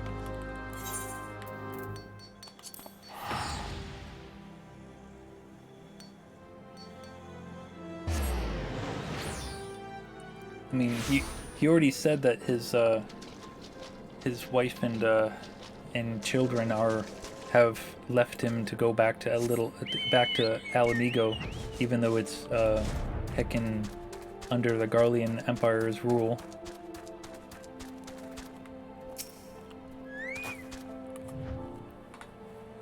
You spoke to Eric. Do not lie to me, brother. You told him who I am, what I seek to do. I am not angered. He tried to sway me from my path. He believes resistance will only leave more dead. I expect as much from him. I feigned understanding. He asked much of me, of the monkhood and the fist. He asked of the seventh chakra. My answers excited him. He said they would advance his studies. I too learned from him. I am nearer the seventh chakra now. Soon the resistance will rise. You too will see, very soon. Others do not understand. Yeah, Eric's family. Others do not understand. Alamigo tried to protect them. We were the shield of the realm. We bled to fend off Garlemald.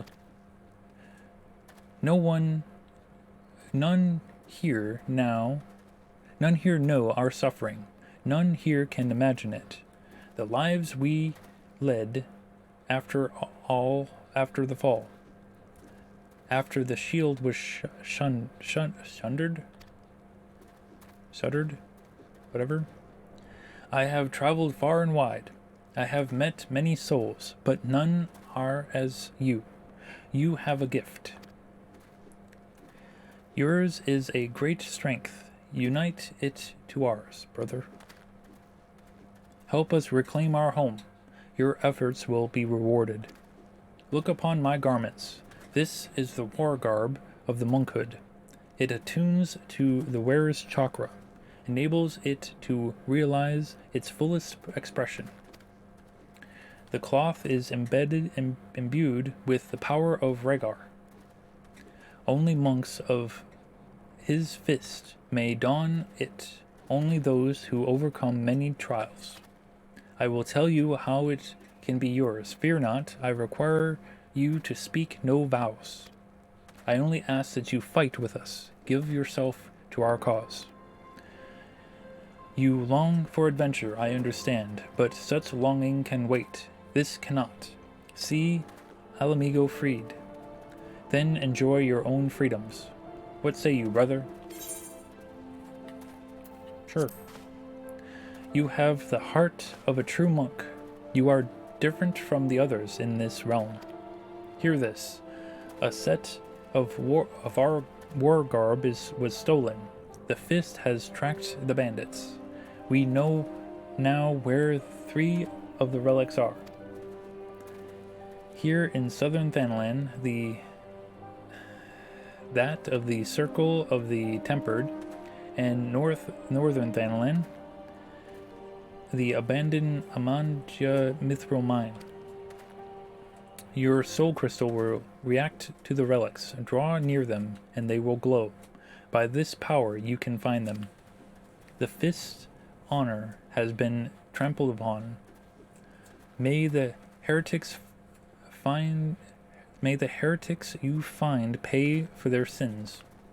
Eric has sold his soul to this land, but he is a knowledgeable man. He knows more than I of the monkhood and of the fist.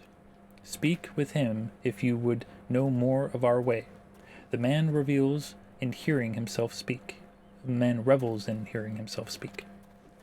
I await the day we fight side by side, brother. Now go, and go well. Okay. They picked being oppressed in terrible living conditions over living with him. That should have been a sign, but you guess he was in the too dense to realize it. True. You say give you a couple of expansions first. Yep. But we'll see in the next few quests why we don't march on Alamigo just yet.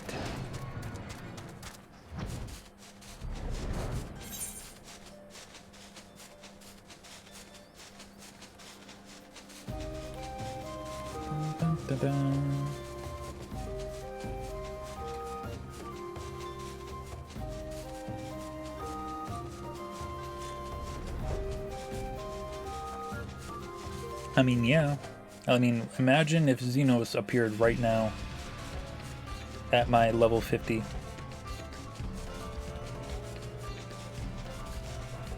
Wait, I completely overshot it, didn't I? Heck.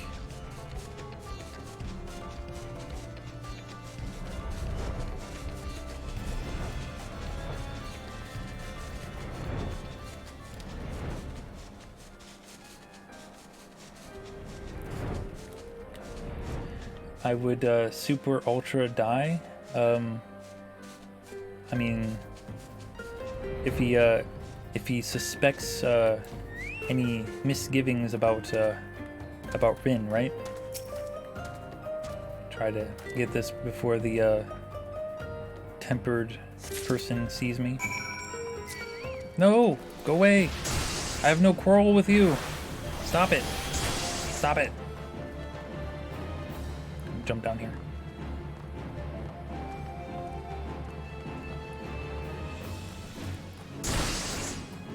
Why is he still following me? But don't worry, you will seduce him with your level 10 potato. True, true.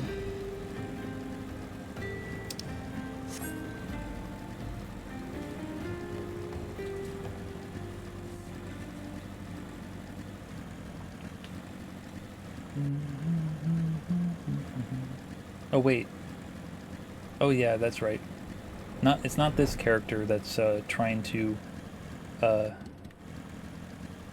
you know, whisper sweet nothings into Rin's ear. It's the other one. This one is the alt. I forget.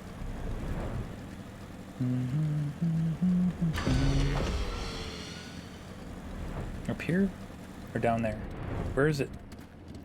Where is it? I don't see it. Up, maybe? Behind here? Oh, there it is. You see nothing, sir? I'm in my chocobo. Alright. Now, where's the other one? At the Amalja mine? Over there by the processing plant.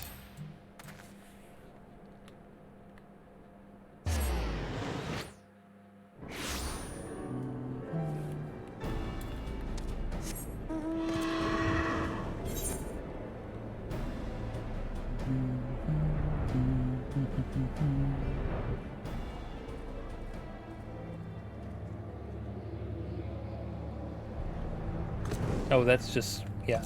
Sir, that's not fair. You're just standing right there.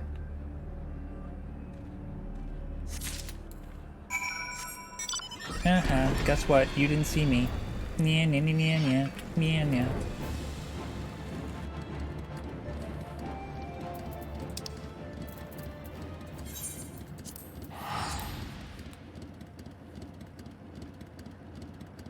So much easier when you can fly.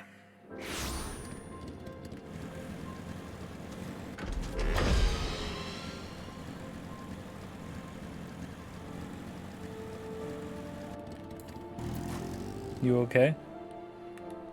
Why are you crying? You have returned. And, let's see, the first 3 relics are yours, and now the fist has located the 4th. There is a Quarren merchant who deals in contraband. The 4th relic is among his wares. Hurry to Lower Lanosia. Find this Quarren. Take back that which is now yours by right. You can't fly. True, true, you cannot fly. But you do have a couple of murder machines as your friend.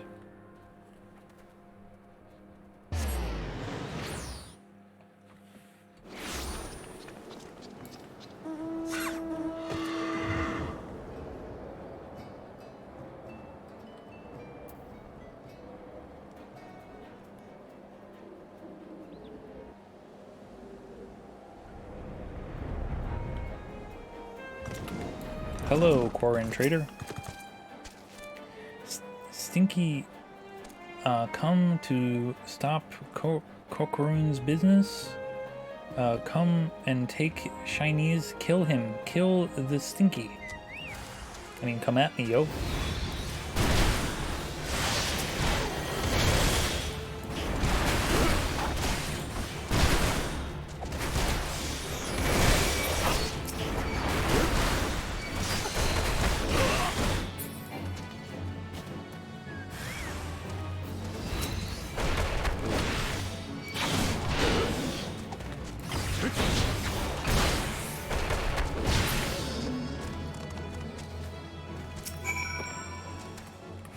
Don't kill Kokorun, please.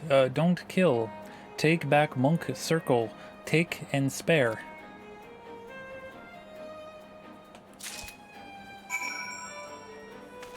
Speak once again to Widorgelt.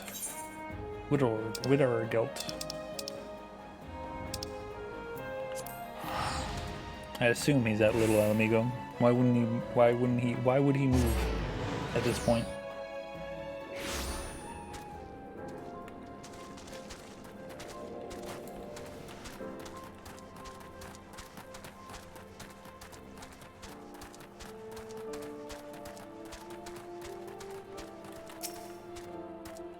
The 4th relic is now yours. You have done well, brother. But know this, there is another relic, a 5th and final piece. It will be yours, a gift from brother to brother, given on the day Alamigo stands free once more. That day is near. Eric sent word not long ago. He claims his revolution has begun. As well, he has made a grand discovery and is now setting it to paper. I look forward to his work. With it, we will know all we must. The day he finishes will be the day Alamigo is reborn. Return to him now, brother. Ask for yourself when that day will be. May Ralgar watch over you.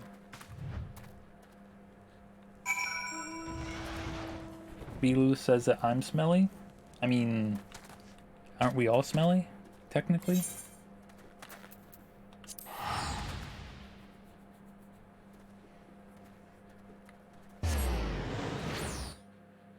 I mean, that's why we wear deodorant and bathe every day.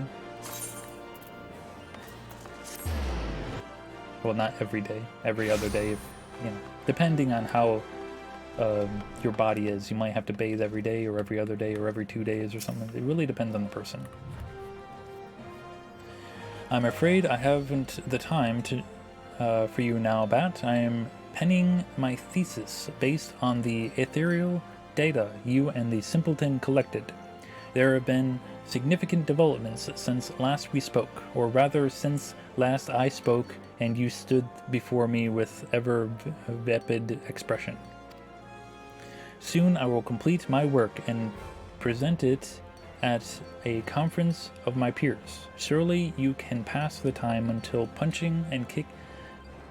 then punching and kicking and pushing other monkey interests, pursuing other monkey interests. Yes, do that then. Yes. Sure.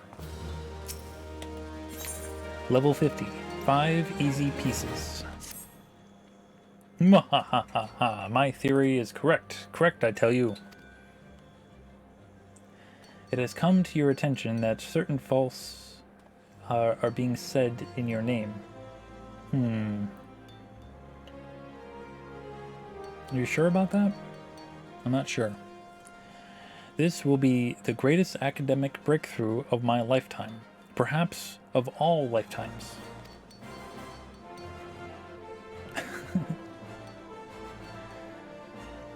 I shall spare you the details of my experiment, as you are not like to comprehend their significance anyway, and proceed directly to the all-important conclusion. The announcement of my theory before a council of my peers was set with thunderous applause. And to think I owe it all to the vacant-eyed adventurer and the simpleton monk. Both you and the pugilist guild that sent you are due a debt of gratitude. Speaking of the monk, where in Eorzea has the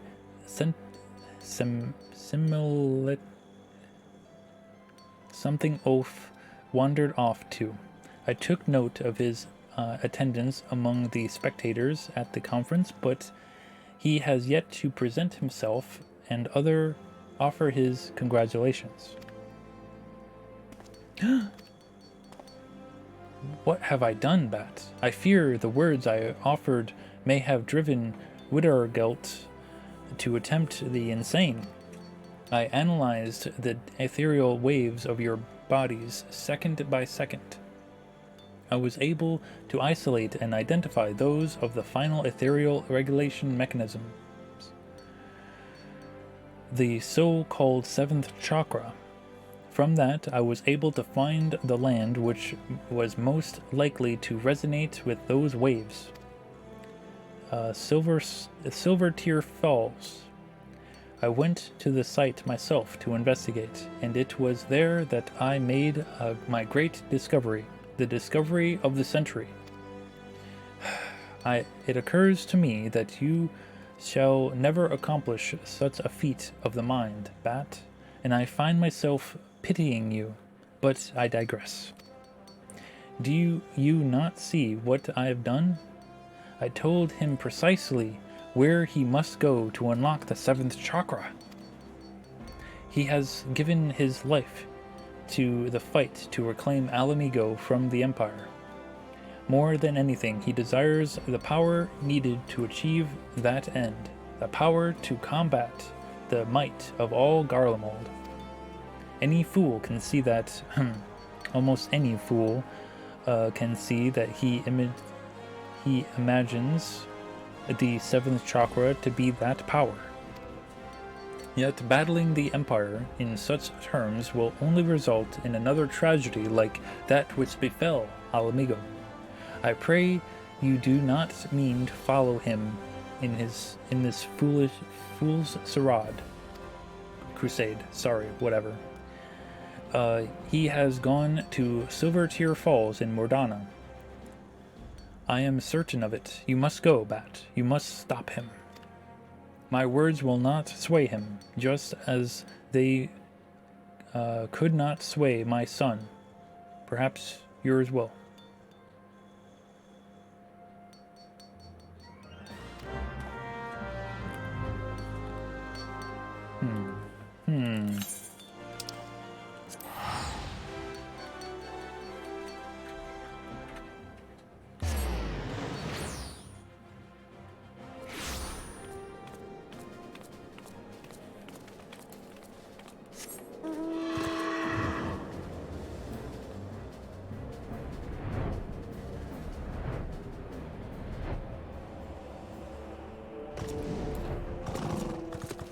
Oh, look at these dead soldiers. Wittergelt, what are you doing there?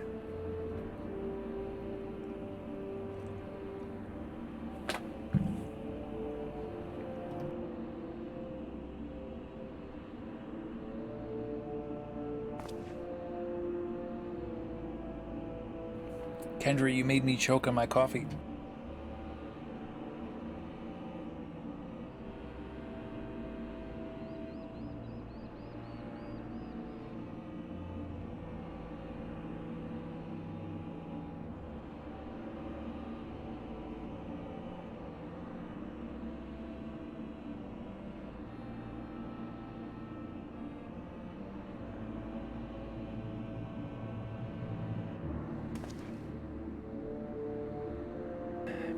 And in so doing caused a hiccups. Yes, the hiccups that I had to then hold my breath to get rid of.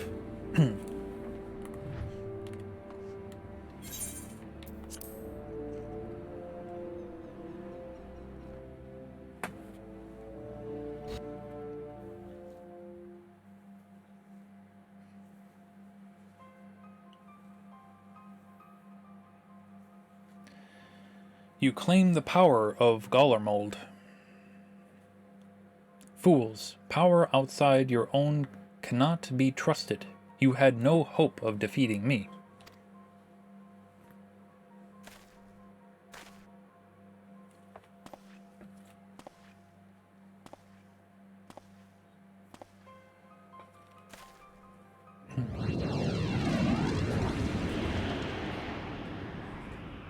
The 7th chakra swells within me.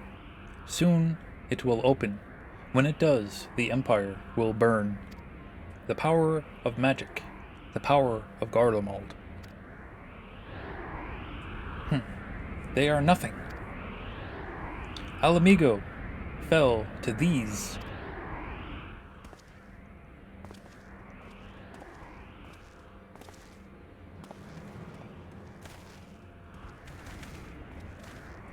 Ah, brother, you are late. But perhaps that is best. I have just attended our Garlean guests. I wanted us to be alone.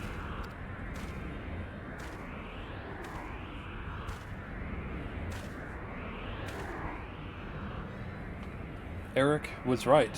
This is the place. You have come. Our chakra beats as drums. Do you not feel it, brother? Giving in constant fear of death. living in constant fear of death, struggling to stay warm enough to sleep, eating crumbs to fight hunger. Garlemald took everything from Alamigo. They left us nothing, not even our pride. Look to the craven teacher. He is proof of the truth I speak. I will reclaim it, all of it, but I need great power to do so. That power rests in the 7th chakra. I made you a promise. I have not forgotten. The 5th and final piece. It is yours to claim, but only if you defeat me. I told you when we first met, we monks seek sacred ground. There we train. That is how the chakra are open. The teacher told me himself, this is where the 7th chakra opens. This is my sacred battleground. The battleground, the ground of battle between you and me. Your strength has peaked. Through it, mine will grow. Do not despair. Your death will have purpose. It will be for Alamigo. Rejoice, brother. You shall die a martyr.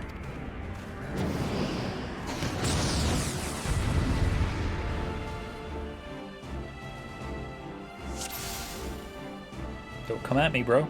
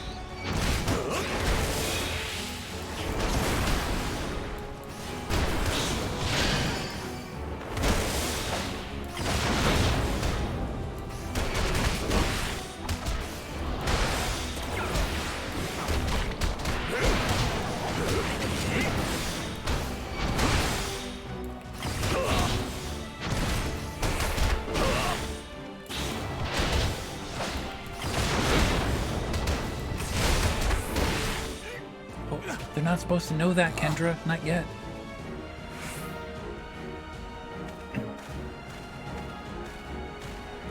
I mean, do you think this guy can take on Xenos?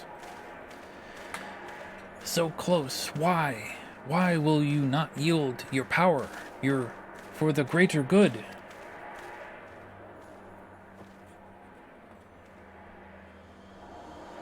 Stay back. This power is mine. The others of Eorzea ignore our suffering. Why should I care for their lives? Why should I care for yours? I must have that power. I must protect my people. Yo, yeah, that is true there, Kendra.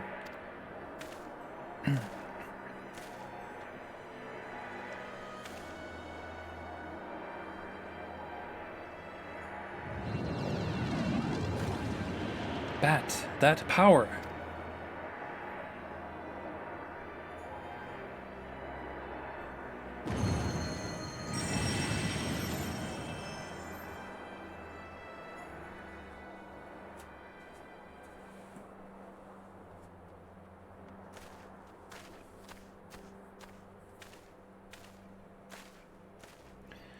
That light. Never have I seen any like it. Is this the opening of the 7th chakra? Fascinating. Simply fascinating. You have no mind for study, but your gift for fieldwork is extraordinary indeed.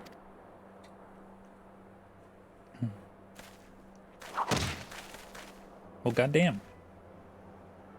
But why? Why did you strike me?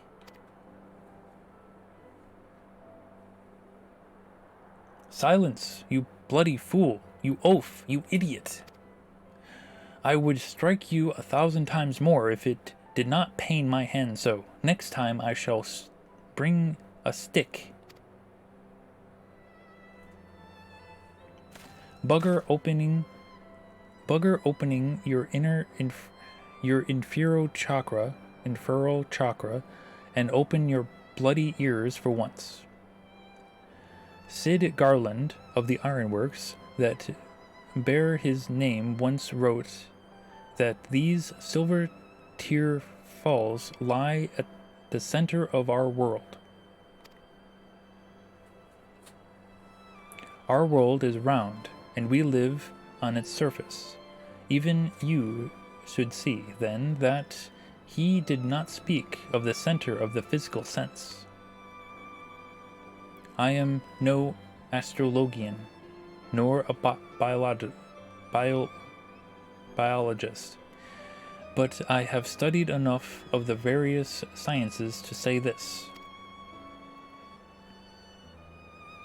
The vital energy of Heidelin, that which is called aether, is one and the same as the life force in which you monks believe.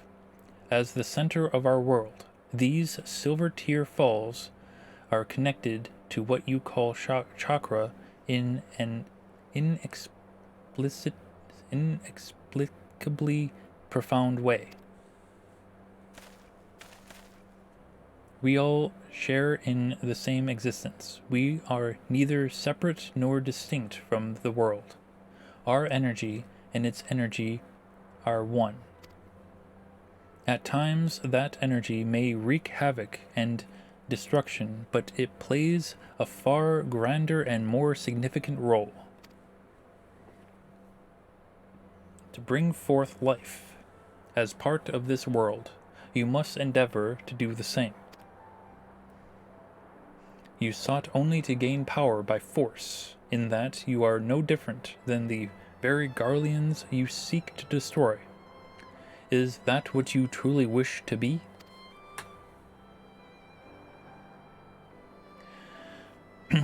You speak pretty words, but would you speak them to our people, to every soul who has suffered? To children with empty bellies, to wives made widows? I would. To every last soul among them.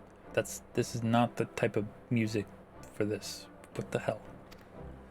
Even if they failed to grasp their meaning, as you do now, I would and will seek those words until they are understood. Long have I studied the history of this realm's wars. If there is aught I have learned, it is that there is no future for Eorzea should her people struggle and vie for power without considering the consequences of their doing so. With great power comes great responsibility. Thanks, Uncle Ben. To seize the former and deny the latter is to beget power. The duty we owe to one another and to this world as part of it is to use what power we possess to deliver a future full of life, not death. Can you truly not see the right in this?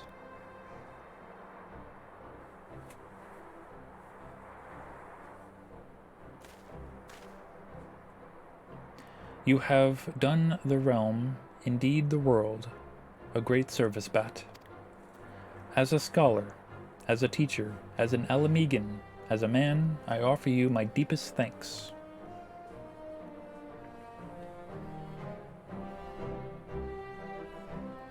You feel like only two people could handle the warrior of light and Estinian? You think Estinian can take on Xenos? Is that what you mean?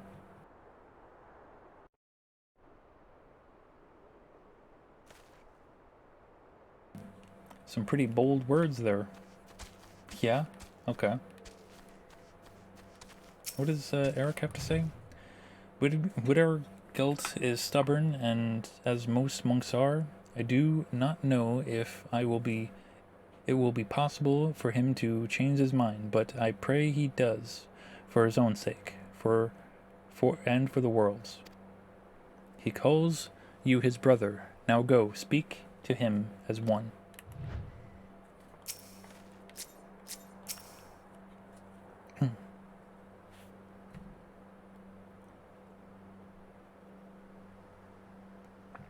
Not long ago, I spoke with a man, an Alamegan.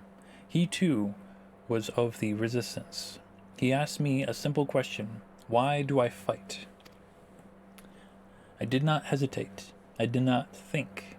The word came of its own will: revenge. He said revenge is in all our hearts, that it is the most common of reasons, the easiest, and the most dangerous. I did not think on it then, perhaps now I should. I thought of nothing else, but you thought of me, brother, you and the teacher. For that I thank you both.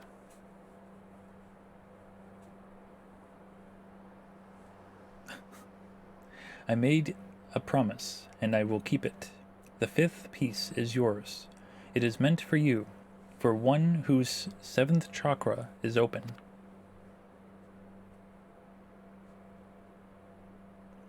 Alamigo fought to protect itself, to protect all Eorzea from the Empire.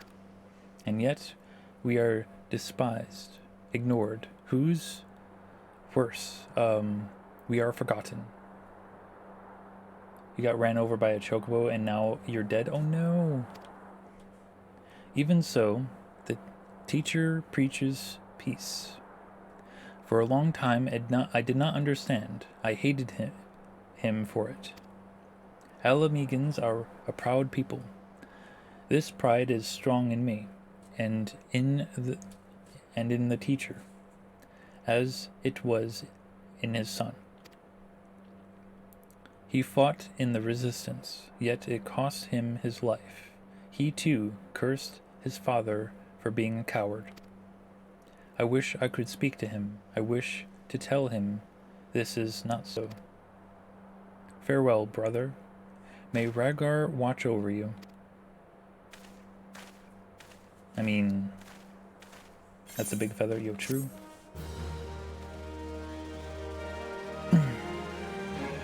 Well. Huzzah! Perfect balance. I forget what that does. What does perfect balance do?